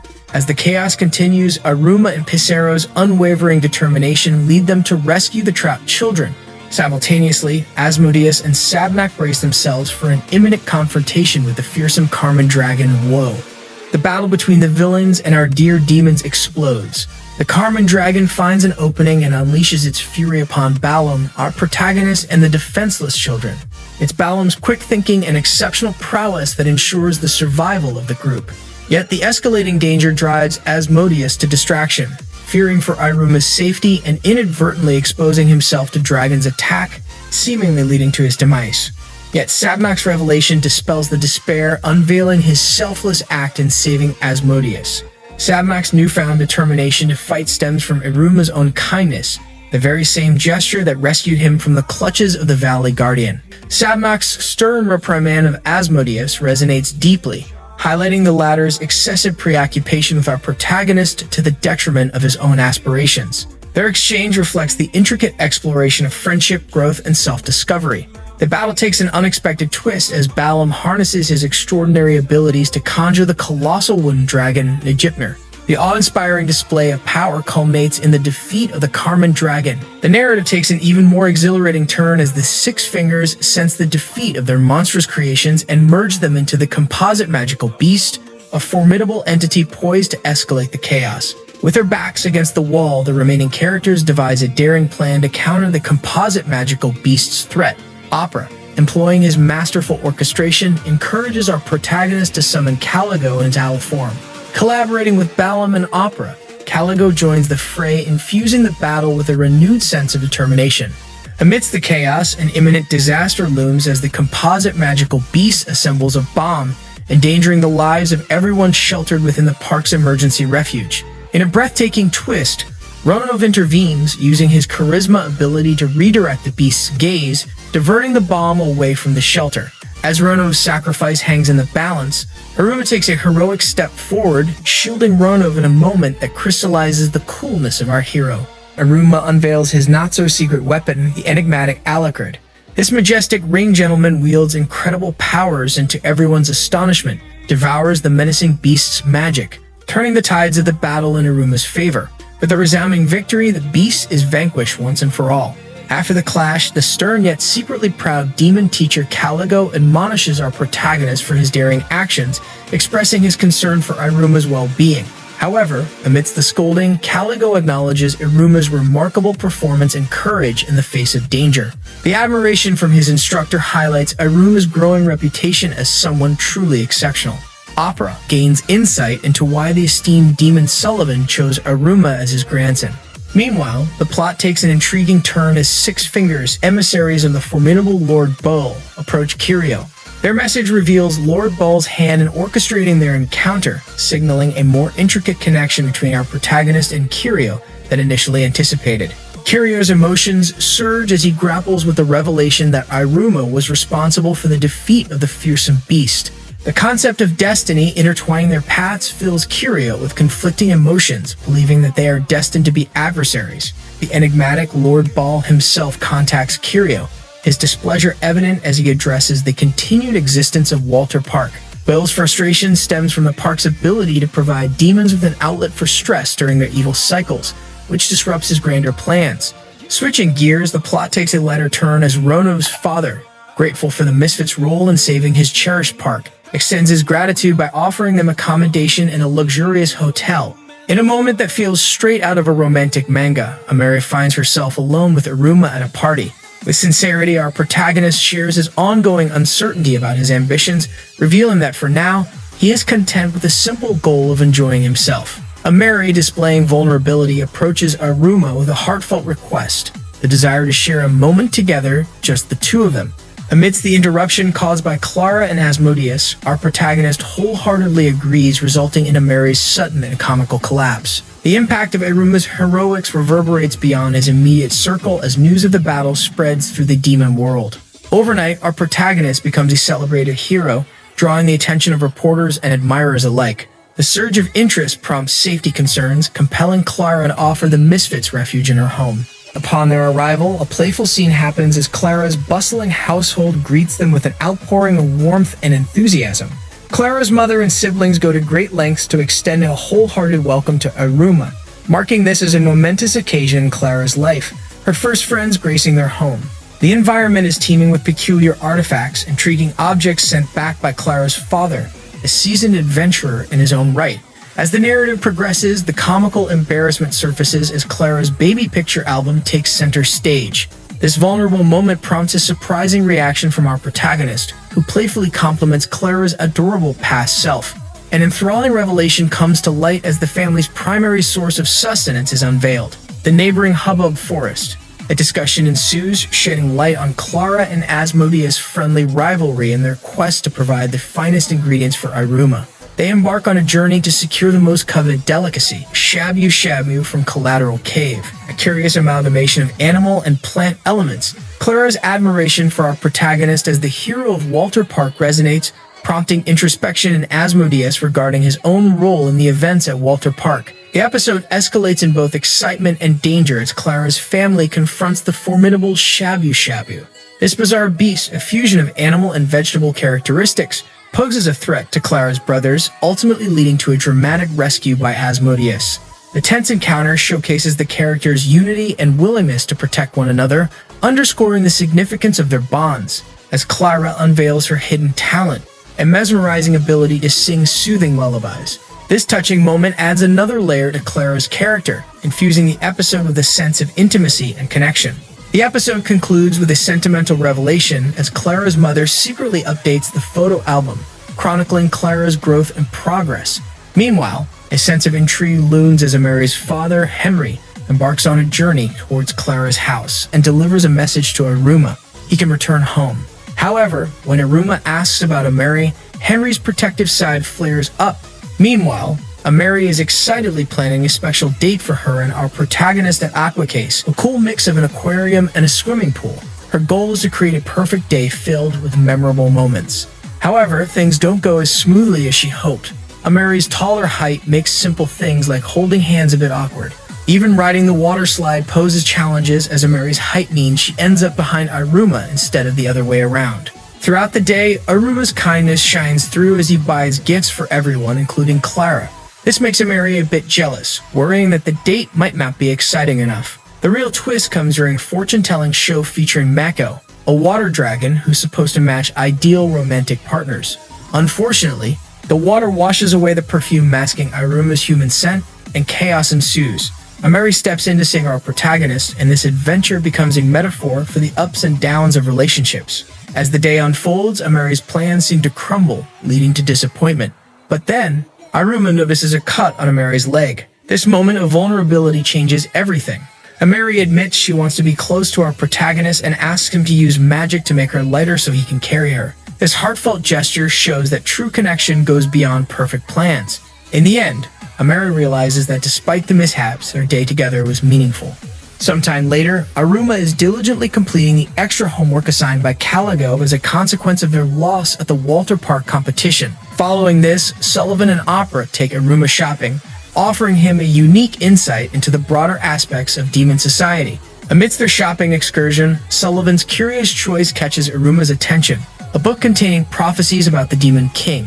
The intrigue deepens as Sullivan's connection to the Demon King is explored, prompting our protagonist to inquire about the enigmatic figure. Sullivan's reminiscences offer a glimpse into the past as he recounts the tale of Durkilla, the missing Demon King. Strikingly, Durkilla's personality bears a striking resemblance to Iruma's, foreshadowing a potential alignment between their destinies. The narrative evolves as Sullivan delves into the concept of the 13 Crowns, the Netherworld's leaders. This elite group holds immense power and influence, mirroring Sullivan's role. Becoming the Demon King necessitates the support of all 13, a weighty responsibility due to the Demon King's ability to reshape the Netherworld according to their desires. Sullivan's insights provide a profound perspective on the Demon King's role as the embodiment of the Netherworld itself, bestowed with absolute authority. The societal structure and norms as they currently exist are reflections of Durkilla's vision for the realm.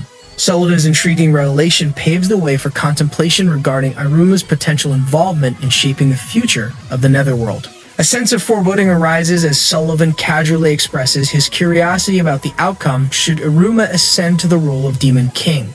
Iruma's apprehension is palpable, particularly after he reads the prophecy scroll. The weight of the Demon King's responsibilities and the potential ramifications of his actions hang heavily over him, ushering in a wave of uncertainty. A surprising turn of events occurs with the appearance of Alucard, who voices his grievances towards our protagonist. The creature's frustration stems from Iruma's actions during the battle against Beast, which resulted in Alucard ingesting vast amounts of magic. Alucard felt largely neglected by Iruma, who has been preoccupied with other matters. As the new term commences, Caligo delivers a crucial piece of information to the Mystics. He informs them that they must all achieve the Daleth rank of 4th rank in order to retain the right to use the Royal Classroom. And that's the end for Season 2, guys. 3rd season, we delve deeper into the misadventures of our dear Iruma Suzuki. The story continues with a significant twist as the no-nonsense teacher Caligo decides to take a unique approach to help the Misfit class achieve greatness in the demon realm.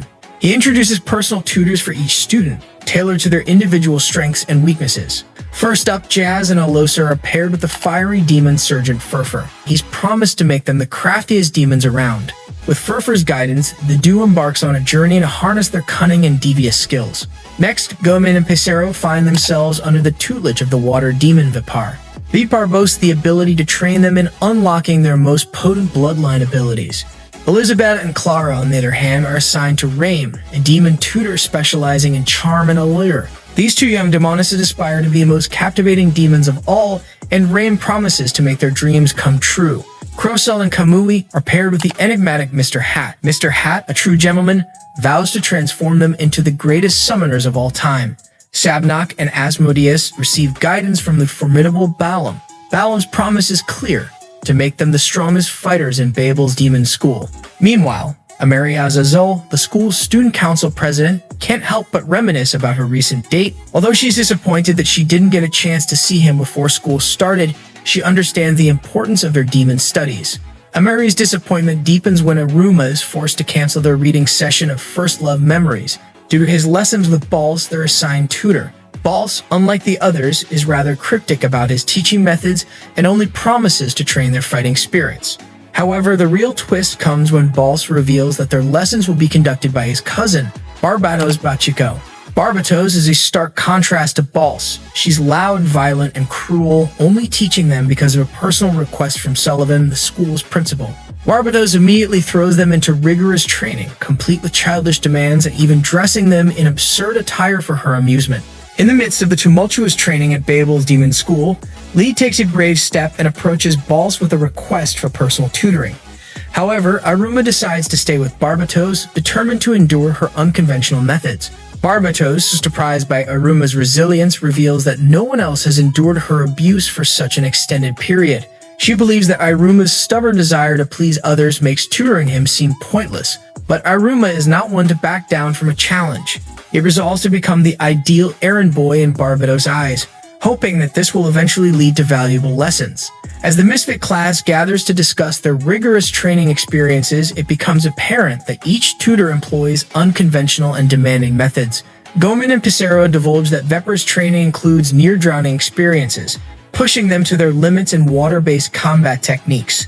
Meanwhile, all subjects lead to sleep-deprived gaming sessions, aiming to enhance his concentration.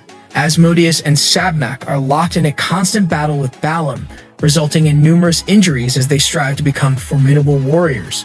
Jazz and Alosar's whereabouts remain a mystery as Furfur whisks them away to an undisclosed location, leaving their fellow classmates curious and concerned. Clara and Elizabetta find themselves striking seductive poses for hours, honing their charm and allure under Raim's guidance.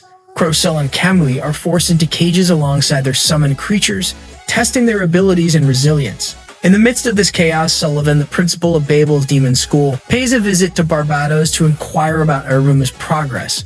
To her surprise, Barbatos confesses that she forgot to start his actual training. Barbatos then reveals her formidable weapon, a bow that can shoot 100 arrows with perfect accuracy.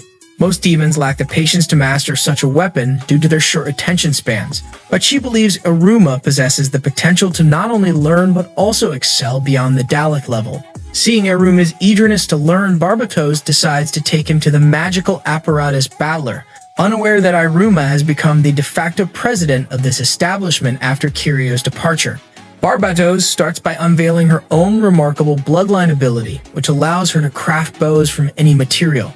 However, she explains to Iruma that you will need a power cord for this spell to work effectively. In a heartfelt moment, Iruma selects a feather from his trusted friend, the Valley Guardian Beast, as the power core for his future bow. Barbatos delivers a stern warning to Iruma, revealing that the next exam, the Harvest Festival, is a brutal battle for survival. She emphasizes that unless he can create a bow tailored to his deepest desires, he is destined to fail. Her concern stems from her past experiences with students who either failed or quit, leaving her with a sense of heartache and doubt. Iruma, seemingly lacking strong desires, presents a unique challenge for Barbatos. As the training intensifies, the Misfit class members face their own trials and challenges. Gomen and Pissarro, under Vipar's guidance, evolve their bloodline abilities to break free from Vipar's watery cage. Crocell and Kamui cultivate stronger bonds with their summoned creatures, enhancing their skills as summoners. Lead, on the other hand, begins to outplay Balse in games, showcasing his improved concentration and mental prowess. Sabnak and Asmodeus learn the value of cooperation as they work together to confront Balam in battle. Elizabeth masters the art of deposing, while Clara takes a unique route by mastering sexiness through purity, a rarity in the demon world. Iruma, however, finds himself facing an internal struggle. He grapples with the concept of what his heart truly desires as he attempts to create his personalized demonic bow. Alucard, his ever-loyal friend, points out that the problem lies in overthinking. Desires, he explains, are instinctive and, above all, selfish. This revelation prompts Iruma to dig deep within himself and confront his most selfish wish, to heroically reach the Dalek level. With newfound determination and clarity, Iruma successfully creates a winged demonic bow that astounds Barbatos and fills her heart with hope once more. Each member of the Misfit class has now proven their potential for Dalek, and their tutors decide to move them on to the next stage of training, promising more weeks of challenging and relentless trials. Iruma's demonic bow is now ready, though it's equipped with just 2 arrows, making it crucial for him to choose the right moments for their use. The Harvest Festival arrives with an air of excitement and tension. It's a daunting challenge. Students must venture into a treacherous forest to gather food ingredients. What sets this competition apart is the encouragement of theft and betrayal, as students are graded individually, not as teams. Physical combat is strictly forbidden, but cunning and strategy are rewarded. The winners of the festival are promised great futures, with notable past champions including Amaria Zazel, her father Henry, and the formidable Balam. The weeks of relentless training have left the misfit class battered and bruised, but paradoxically they now exude terrifyingly demonic auras. As the festival commences, Asmodeus eagerly reunites with Iruma, while Clara remains concealed within a fluffy animal suit, choosing to remain silent and mysterious. The festival's time limit is set at a daunting 66 minutes, which translates to roughly 4.5 days. Ingredients collected can be submitted to referees at any time to earn points. Most students opt for the safer route, gathering easy ingredients worth 10 points each. However, Asmodeus and Sabna have a grander plan in mind. They intend to hunt boss-class monsters, each worth a staggering 3,000 points, and share the spoils. Their ambitious strategy is complicated by the introduction of the Dorodoro brothers, Ichiro and Miro. These skilled warriors, despite their prowess, have been forced to repeat their first year for their notorious rule-breaking tendencies. The Dorodoro brothers propose a competition for the boss monsters, setting the stage for a thrilling showdown amidst the dense and perilous forest. And let's not forget the ultimate prize, the legendary legend Leaf, worth an astonishing 100,000 points. The Dorodoro brothers have set their sights on retrieving their master, whom Sabnok and Asmodeus allegedly stole from them. Krosel and Kamui, armed with their enhanced summoning abilities, ingeniously delegate the task of gathering ingredients to the monsters they summoned. This clever strategy allows them to accumulate points while minimizing the physical effort required. Alloser, known for his sharp intellect, joins forces with Jazz to orchestrate a cunning plan. They identify the most valuable ingredients and employ their wits to con other unsuspecting students out of their hard-earned points. However, a shocking revelation from their past training comes to light. It is disclosed that Furfur, their demon tutor, had actually run up a massive debt to the fearsome demon mafia. In desperation, Furfur sold Jazz and Alloser to settle his debt, leading them to work in a casino under the mafia's watchful eye. In this high-stakes environment, they honed their skills at anticipating people's intentions and manipulating them. The daily ritual of Furfur challenging them to a coin toss for their freedom became their torment. Jazz, convinced that Furfur was cheating but unable to discern how, faced repeated defeat. After enduring this ordeal for 3 weeks, Jazz and Alloser had an epiphany. They realized that the key to victory wasn't uncovering Furfur's cheating methods, but rather beating him at his own game. They resorted to a dirty trick to secure a win in the next coin toss. However, Furfur, in a surprising twist, had anticipated their cheating and somehow still emerged victorious. Yet he offered them a chance at redemption, proposing a rematch in the form of a game during the Harvest Festival. Meanwhile, Sullivan, our beloved school's principal, watches the unfolding events with a hint of concern. Many students are plotting to ambush Iruma, and yet Iruma seems remarkably composed, calmly waiting for their attempts. Balam, ever the insightful commentator, steps in to shed light on Iruma's unconventional strategy. The festival spans 4 days, and most demons exhaust themselves by frantically exchanging ingredients for points in the early stages. They often succumb to hunger and fatigue, ultimately losing their chances of victory. In contrast, Iruma's decision to eat first and gather points later may prove to be a winning strategy. As a survival expert due to his harsh upbringing, Iruma understands the importance of conserving energy and making calculated moves. Taking on the role of a mentor, Iruma begins to teach Lee the art of thriving in adversity. Their camaraderie and newfound knowledge foster an unexpected bond, and Lee starts to genuinely enjoy himself during the festival. However, he laments the lack of female company to talk to, fondly reminiscing about the mixer they attended with Sabnok, Jazz, and girls from other classes. As if summoned by the conversation, Elizabetta and Clara make an abrupt entrance. Clara's exuberance sweeps Iruma away, and Elizabetta skillfully charms Lee, gaining access to his secret ingredient stash without resorting to her newly acquired powers. During Elizabetta's training, it is revealed that she had wished for the skills to find true love, a testament to her desire for genuine affection. Left alone with Clara, Iruma is in for a surprise as she unexpectedly pulls him inside her costume, trapping them both within. Clara declares Iruma successfully captured. Clara, our dear demon, reveals to Iruma that her magical pockets have evolved into a mesmerizing dimensional space known as the Toy Box. This extraordinary space is brimming with an endless array of toys and games, igniting Iruma's childlike excitement. Caught up in the allure of the toy box, Iruma and Clara lose track of time and play games for hours on end. However, Clara has more than just fun and games on her mind. In a private moment, she confides in Iruma, confessing her hidden agenda to make him fall head over heels in love with her. Little do they know the toy box has a hidden purpose. It drains the magic of those who enter to sustain its enchanting wonders. As the hours pass, Clara is surprised to discover that her magical energy is depleting at a faster rate than Iruma's, leading her to a startling realization. She might already be in love with Iruma. With her heart pounding, Clara musters the courage to confess her feelings to Iruma, but their intimate moment is abruptly interrupted by the unexpected arrival of Elisabetta. Realizing that night has already fallen, Iruma wonders what might have transpired had Elisabetta not intervened. Clara and Elisabetta make their exit, their mission to steal ingredients for the school competition a success. Exhausted students, overwhelmed by the challenges of the competition, become victims of the treacherous ingredients they must confront. Panic spreads as students struggle to cope with the various magical abilities of these ingredients, leaving many incapacitated and in need of assistance from the vigilant referees. In a particularly humorous turn of events, a monstrous ingredient gives chase to a group of girls who seek refuge within a castle. To their astonishment, they awaken Pissarro, who had been peacefully slumbering inside. However, Pissarro's typically concealed face is now fully exposed, revealing his astonishingly handsome features. The girls are instantly smitten, falling head over heels in love with him. Later, we observe the escalating tensions between Pissarro and Gomen. Pissarro, known for his unique ability called My Area, reveals that he has extended his bed into an entire castle, a personal sanctuary that he fiercely guards. However, his temper flares as he discovers Gomen's apparent disregard for his privacy, allowing people to enter his sacred space. The situation takes a serious turn as more students attempt to enter the castle, pushing Pissarro to the brink of a confrontation with Gomen. The girls caught in the middle of this impending showdown can only watch nervously as the tension escalates.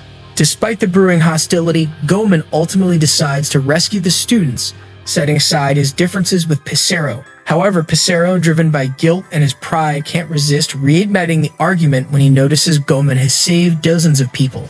Meanwhile, in a different part of the demon school, the tutors, including Sullivan, Opera, and Barbados, gather for a drinking party.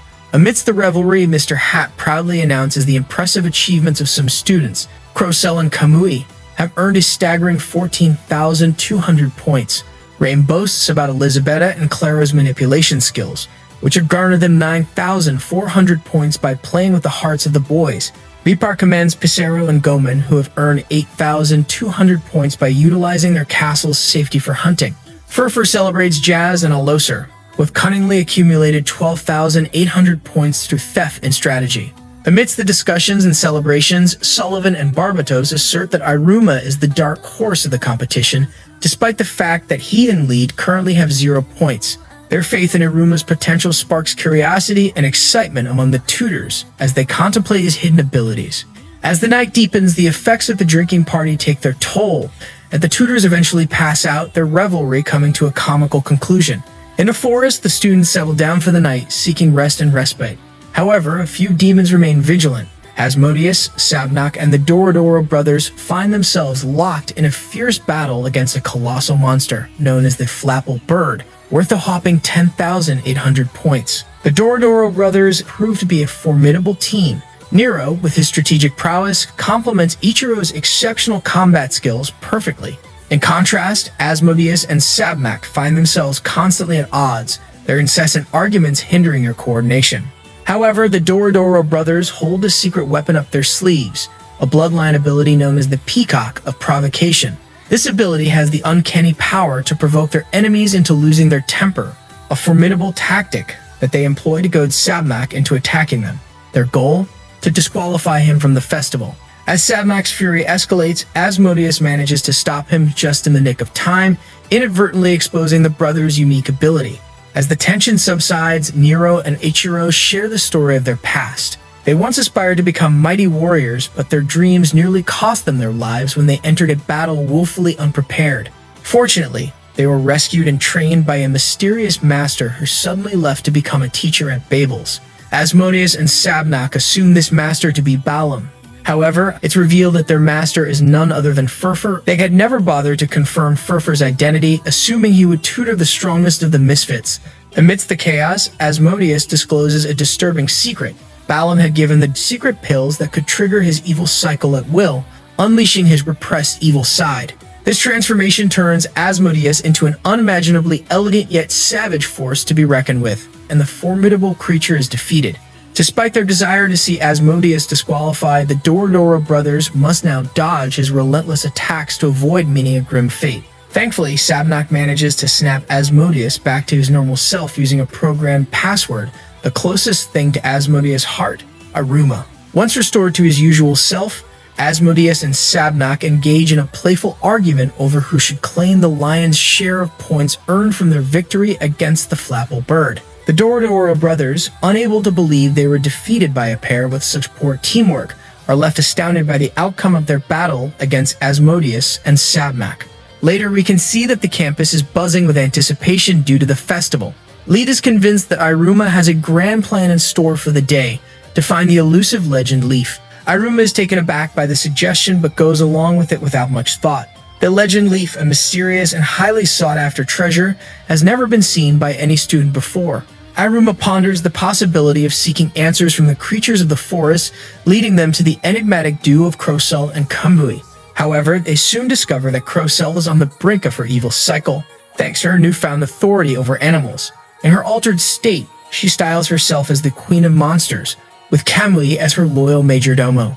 In a peculiar arrangement, Crocell and Kamui agree to share their knowledge in exchange for Iruma, dressed in elegant attire, dancing and posing for photographs while Corolla captures the moments.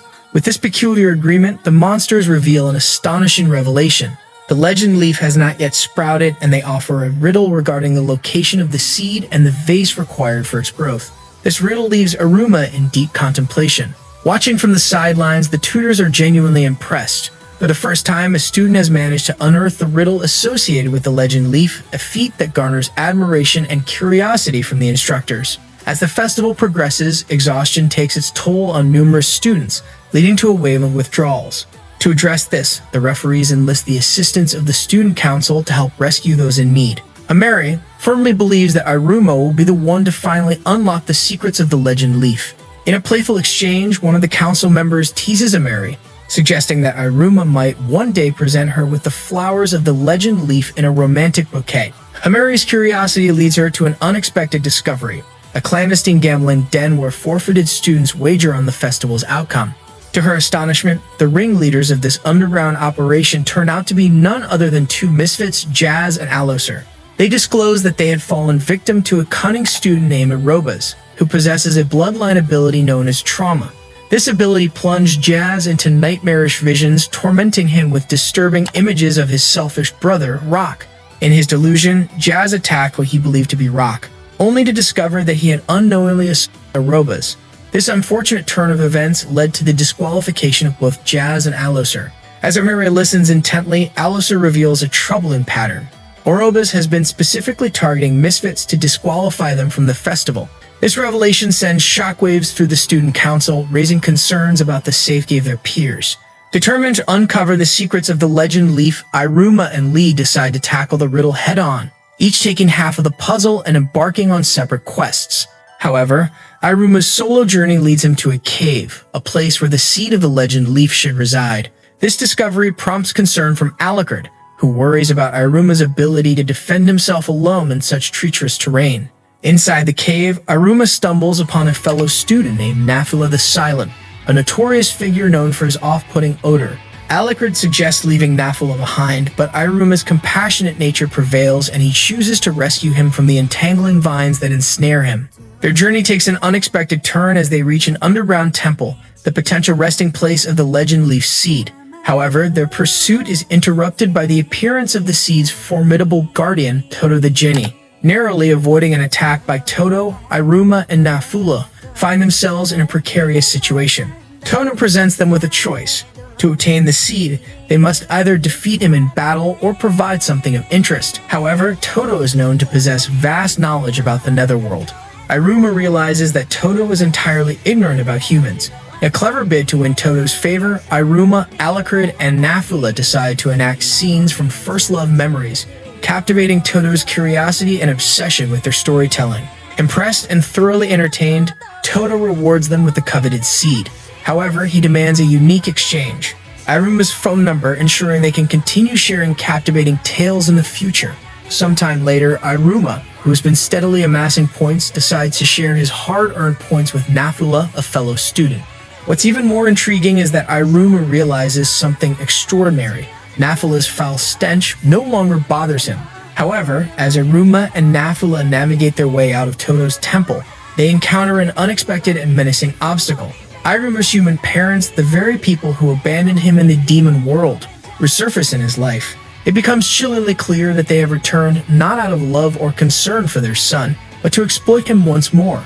The fear and dread that wash over Iruma at the sight of his selfish parents are palpable, and it's a moment that hits home for anyone who has ever faced a toxic family dynamic. The tension escalates as Iruma, overwhelmed by terror, slips and plummets into a foreboding chasm. Orobas, a cunning and malevolent character, uses his dark magic to subject Iruma to these horrific illusions. In these visions, Iruma is confronted with the horrifying prospect of his friends rejecting him for being human and his beloved guardian, Sullivan, attempting to send him back to his neglectful human parents. Despite his rational knowledge that these visions are fabricated, Iruma is paralyzed by the genuine fear of losing the people who have come to accept him for who he is.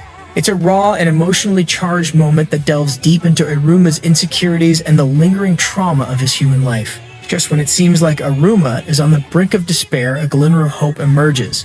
A vision of Barbatos, one of his formidable mentors, appears before him. This moment serves as a powerful reminder of the life-threatening challenges Iruma has conquered during his time at Babel's Demon School. It rekindles his courage and determination, propelling him to take decisive action.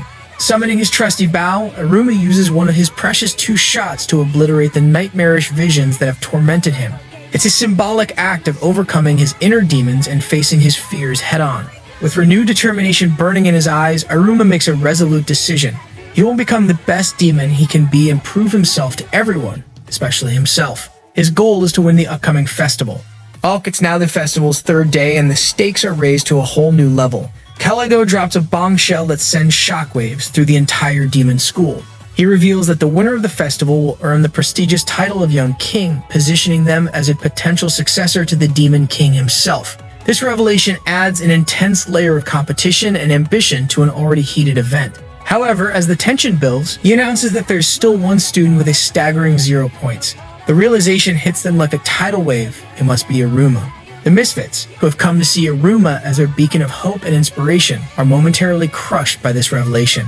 It's a testament to the strong bonds that have formed among these outcast students. Despite the grim situation, Asmodeus and Clara refuse to give up on Iruma. But Iruma's predicament takes a physical toll on him. His injured leg prevents him from climbing the chasm walls and rejoining the festival. Just when it seems like all hope is lost, an unexpected savior emerges, Nafula. With a swift display of his powers, Nafula conjures a fast-growing vine that sprouts into a ladder, providing Iruma with a means to escape the chasm.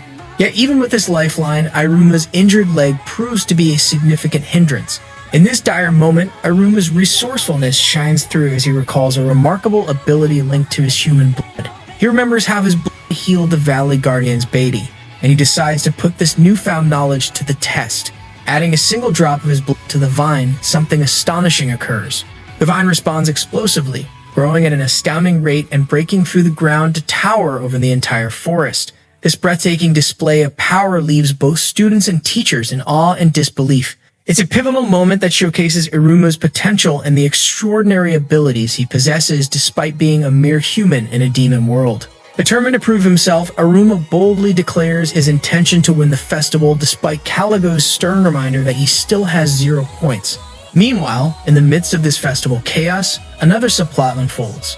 Lead, a student who has shown a penchant for mischief and clever strategy, successfully retrieves the coveted Vase of Endings.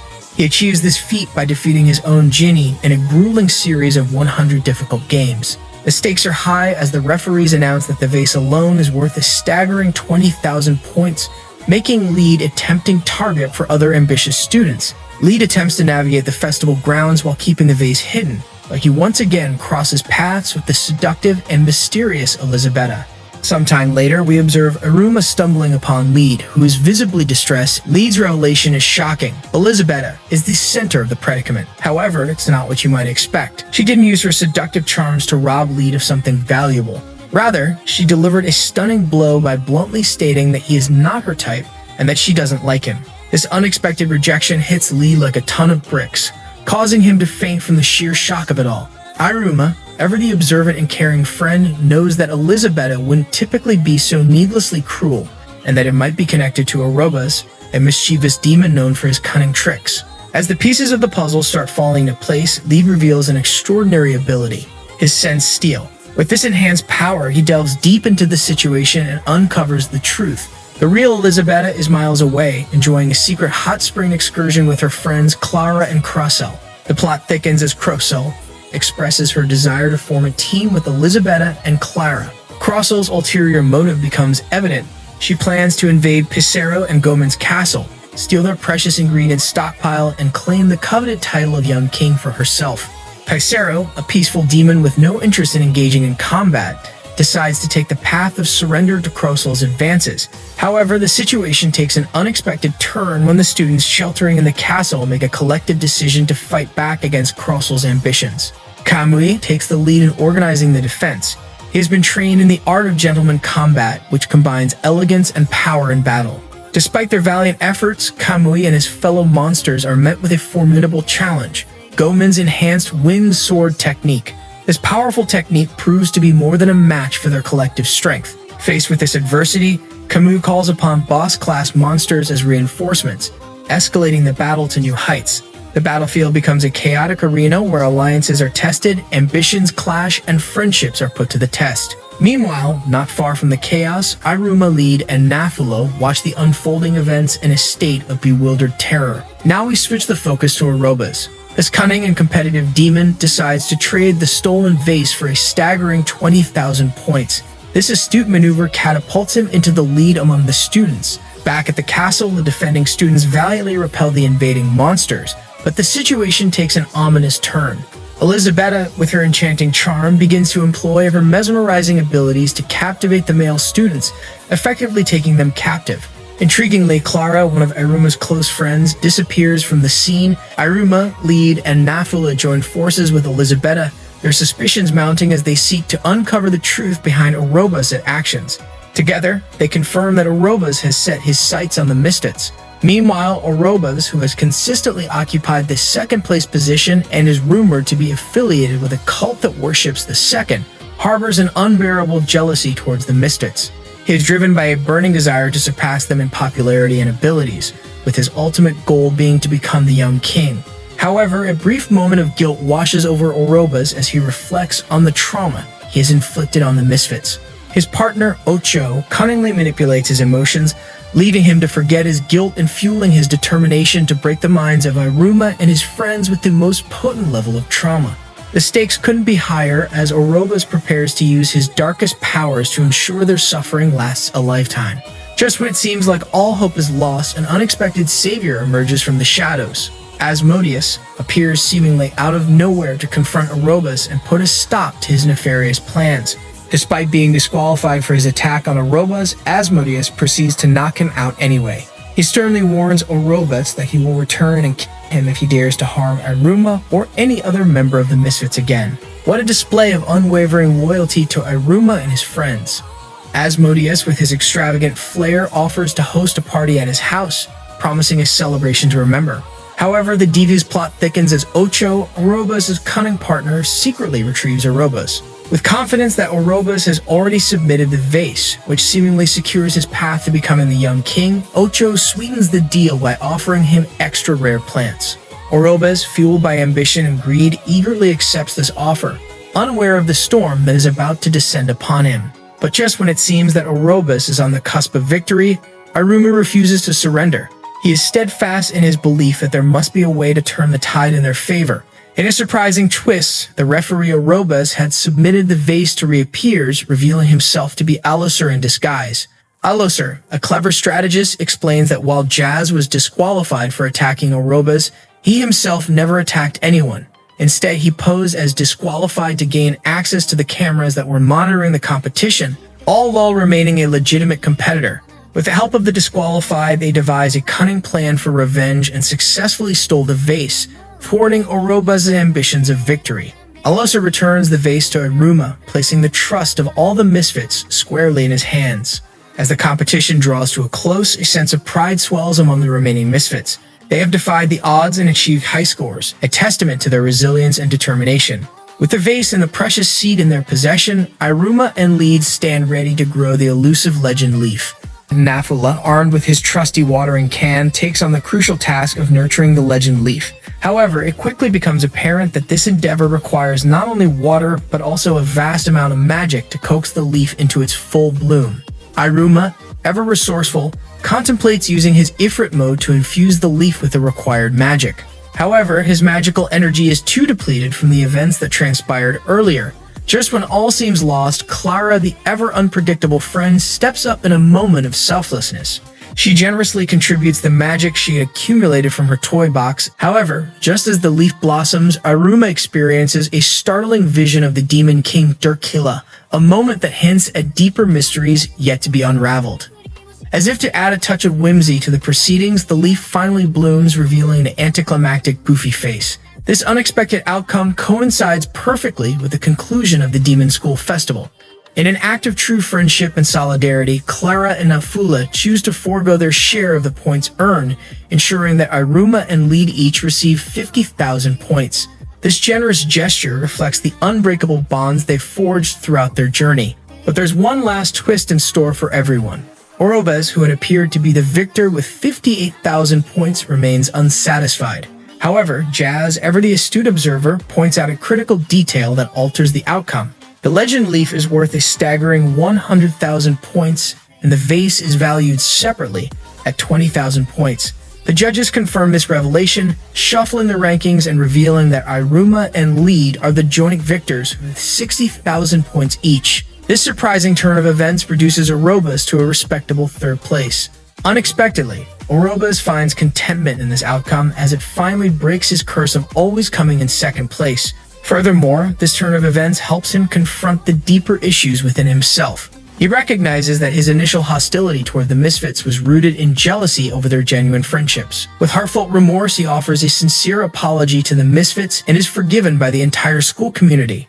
As the dust settles and the truth behind the legend leaf is unveiled, Ameri reveals that Nafula is a student council member and saving him from the vines was the secret third task necessary for the leaf to bloom. Only Nafula held the rainbow watering can required for this momentous occasion. The legend leaf, now fully in bloom and with the ability to speak, reveals that the tasks set before the competitors were actually tests of character.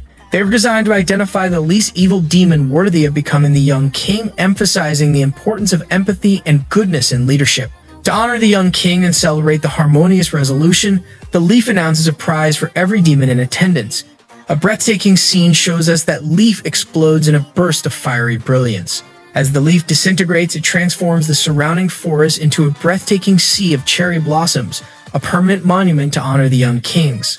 Iruma and Lead receive a significant promotion, ascending to the coveted Dalit rank, the fourth rank in the demon hierarchy. This promotion is a testament to their dedication, hard work, and remarkable achievements during their time at Babel's.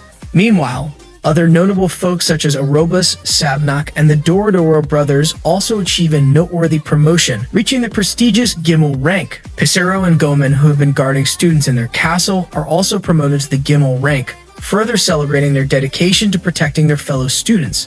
Crocell and Kamui, on the other hand, attain Gimel rank through their remarkable ability to tame and control monsters. Elizabetta, our powerful demoness, makes her mark by achieving the Bet rank, which is the second rank in the demon hierarchy.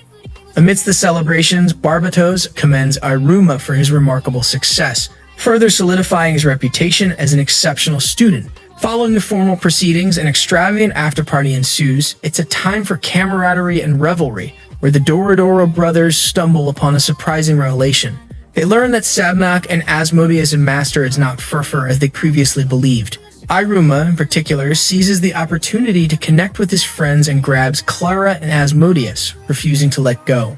As the celebrations continue, Crocell grapples with the guilt and embarrassment stemming from her actions as the Monster Queen. Caligo harbors concerns about Orobes' amnesia and who might have manipulated him. His worries are momentarily set aside when he is summoned by Iruma, now in his adorable fluffy owl form. Towards the conclusion of this eventful episode, the guys return home to their respective parents.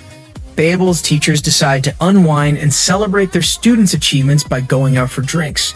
Even Caligo, who is typically reluctant to participate in such social events, is coerced into joining by Balam, adding a touch of humor to the gathering. As the teachers enjoy their time together, Robin, the host of the party, decides to play a matchmaking role by seating Momonoki next to Caligo. It becomes apparent that Momonoki has a long-standing crush on Caligo, dating back to when he mentored her as a trainee.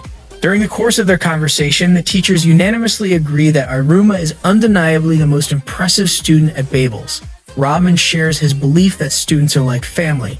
He believes that the bonds between teachers and students are akin to familial relationships. This sentiment is met with chilling disagreement from the other teachers, who emphasize a different perspective. Students are not family, but rather treasures that teachers must protect at all costs. The implication of what happens to those who threaten these treasures, referred to as discipline. The story takes a dramatic turn with a flashback to the end of the festival. It is revealed that Ocho, who was previously introduced as Aroba's partner, was actually an infiltrator from the Second Faith, a secretive cult that worships the number 2. Ocho manipulated Aroba's into believing that his perpetual curse of always coming in second place was an omen. Intriguingly, Robin, acting on Caligo's orders, locates and shoots Ocho, though the wound is non-fatal. This act serves as a warning to the cult, suggesting that the teachers are willing to take drastic measures to protect their students. Ocho, now wounded and fearing for his life, reports to his master, Ball, about all the valuable information he has gathered about the Misfit class, including a shocking revelation. Iruma is a human. This revelation shakes the foundation of the demon world, especially for Kiryu, who has become Ball's subordinate. Kiryu salivates with joy at the prospect of plunging Iruma into ultimate despair by consuming him. Bale, the mastermind behind the Second Faith, confirms that the demon world is about to become considerably more interesting and unpredictable due to these newfound revelations and the potential chaos they could bring. Meanwhile, as the night progresses, Caligo and Balam leave the responsibility of getting the inebriated teachers home safely to the unfortunate Robin. The plot changes to Iruma paying a visit to Lead's home, eager to spend some quality time together playing video games. However, the tranquility of their gaming session is disrupted when Lead playfully reveals an erotic magazine attempting to coax Iruma into discussing his romantic interests. This unexpected turn of events causes a commotion, accidentally awakening Lead's terminally unmarried sister, Shaki. Shaki, upon seeing Iruma, attempts to charm him with her presence, but Lead intervenes and promptly sends her to her room. This scene provides a humorous glimpse into the dynamics of Lead's family. Surprisingly, Shaki is secretly impressed by Lead's newfound sense of responsibility and his growing affection for his friends. This heartwarming moment highlights Lead's character development and underscores the importance of friendship in the demon world. Back in Iruma's world, he resumes reading First Love Memories with Ameri, starting with a chapter focused on cooking. Ameri, in a bid to express her congratulations for Iruma's victory in the Harvest Festival, decides to make him sweets. Iruma's response takes her by surprise as he invites her to his house to cook together. However, the situation quickly takes a comical turn when it becomes evident that both Iruma and Ameri are utterly inept in the kitchen. Their attempts at cooking are so disastrous that Opera, their trusty demon butler, steps in to prevent them from accidentally poisoning themselves. What follows is a harrowing ordeal in the kitchen that leaves poor Opera mentally scarred. Despite the chaos, they manage to bake simple cookies. Iruma plans to share his cookies with his friends, but he's taken aback when Ameri offers hers to him as a gesture of congratulations for his Harvest Festival victory. This touching moment deepens the connection between Iruma and Ameri. However, Opera, understandably concerned for their safety, staunchly refuses to allow them to try their hands at cooking more complicated meals, hinting at potential culinary disasters to come. In the last episode of the 3rd season, we watch as Sullivan invites the esteemed Barbatos over for snacks. However, this casual gathering takes a dramatic turn when Sullivan confides in Barbatos about the recent kidnappings of high-ranking demons by the notorious Musashino gang. He entrusts Barbatos with a crucial task: to continue tutoring Iruma. The bombshell revelation doesn't stop there. Sullivan decides to confide in Barbatos about Iruma's true identity. He is a human. Barbatos is left in utter shock by this revelation, and Sullivan offers to erase her memory to protect the secret. However, Barbatos makes a surprising choice and decides to keep the knowledge of Iruma's humanity to herself, setting the stage for her own internal conflict and loyalty to her friend. Meanwhile, Asmodeus extends an invitation to Iruma and Clara to visit his home.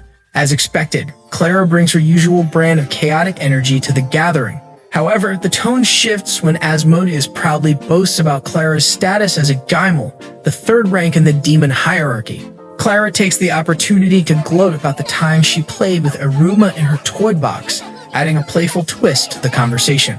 Amidst the fun and banter, Iruma grapples with intense guilt for still not having revealed his true identity as a human to his friends. This internal conflict reaches a breaking point when Asmodeus' mother Emu overhears Iruma's guilt-ridden musings about keeping secrets. She offers him sage advice, assuring him that keeping secrets is not inherently bad as long as he feels he can be a genuine friend without revealing the truth. Iruma takes this advice to heart and decides to open up to his friends about the depth of his feelings and gratitude toward them. He expresses how much their friendship means to him, particularly the invaluable support they provided during the Harvest Festival. Privately, he harbors the hope of one day revealing the truth to them. After the credits, we are back at school. The Mystic class prepares for the upcoming music festival, a critical opportunity to secure promotions for their classmates. However, an unexpected twist emerges when their stern teacher, Caligo, reminds them of another classmate who has been overlooked all this time, who remains at the bet rank completely unnoticed by everyone. Who is that guy? And that's all for now. See you soon, guys and gals.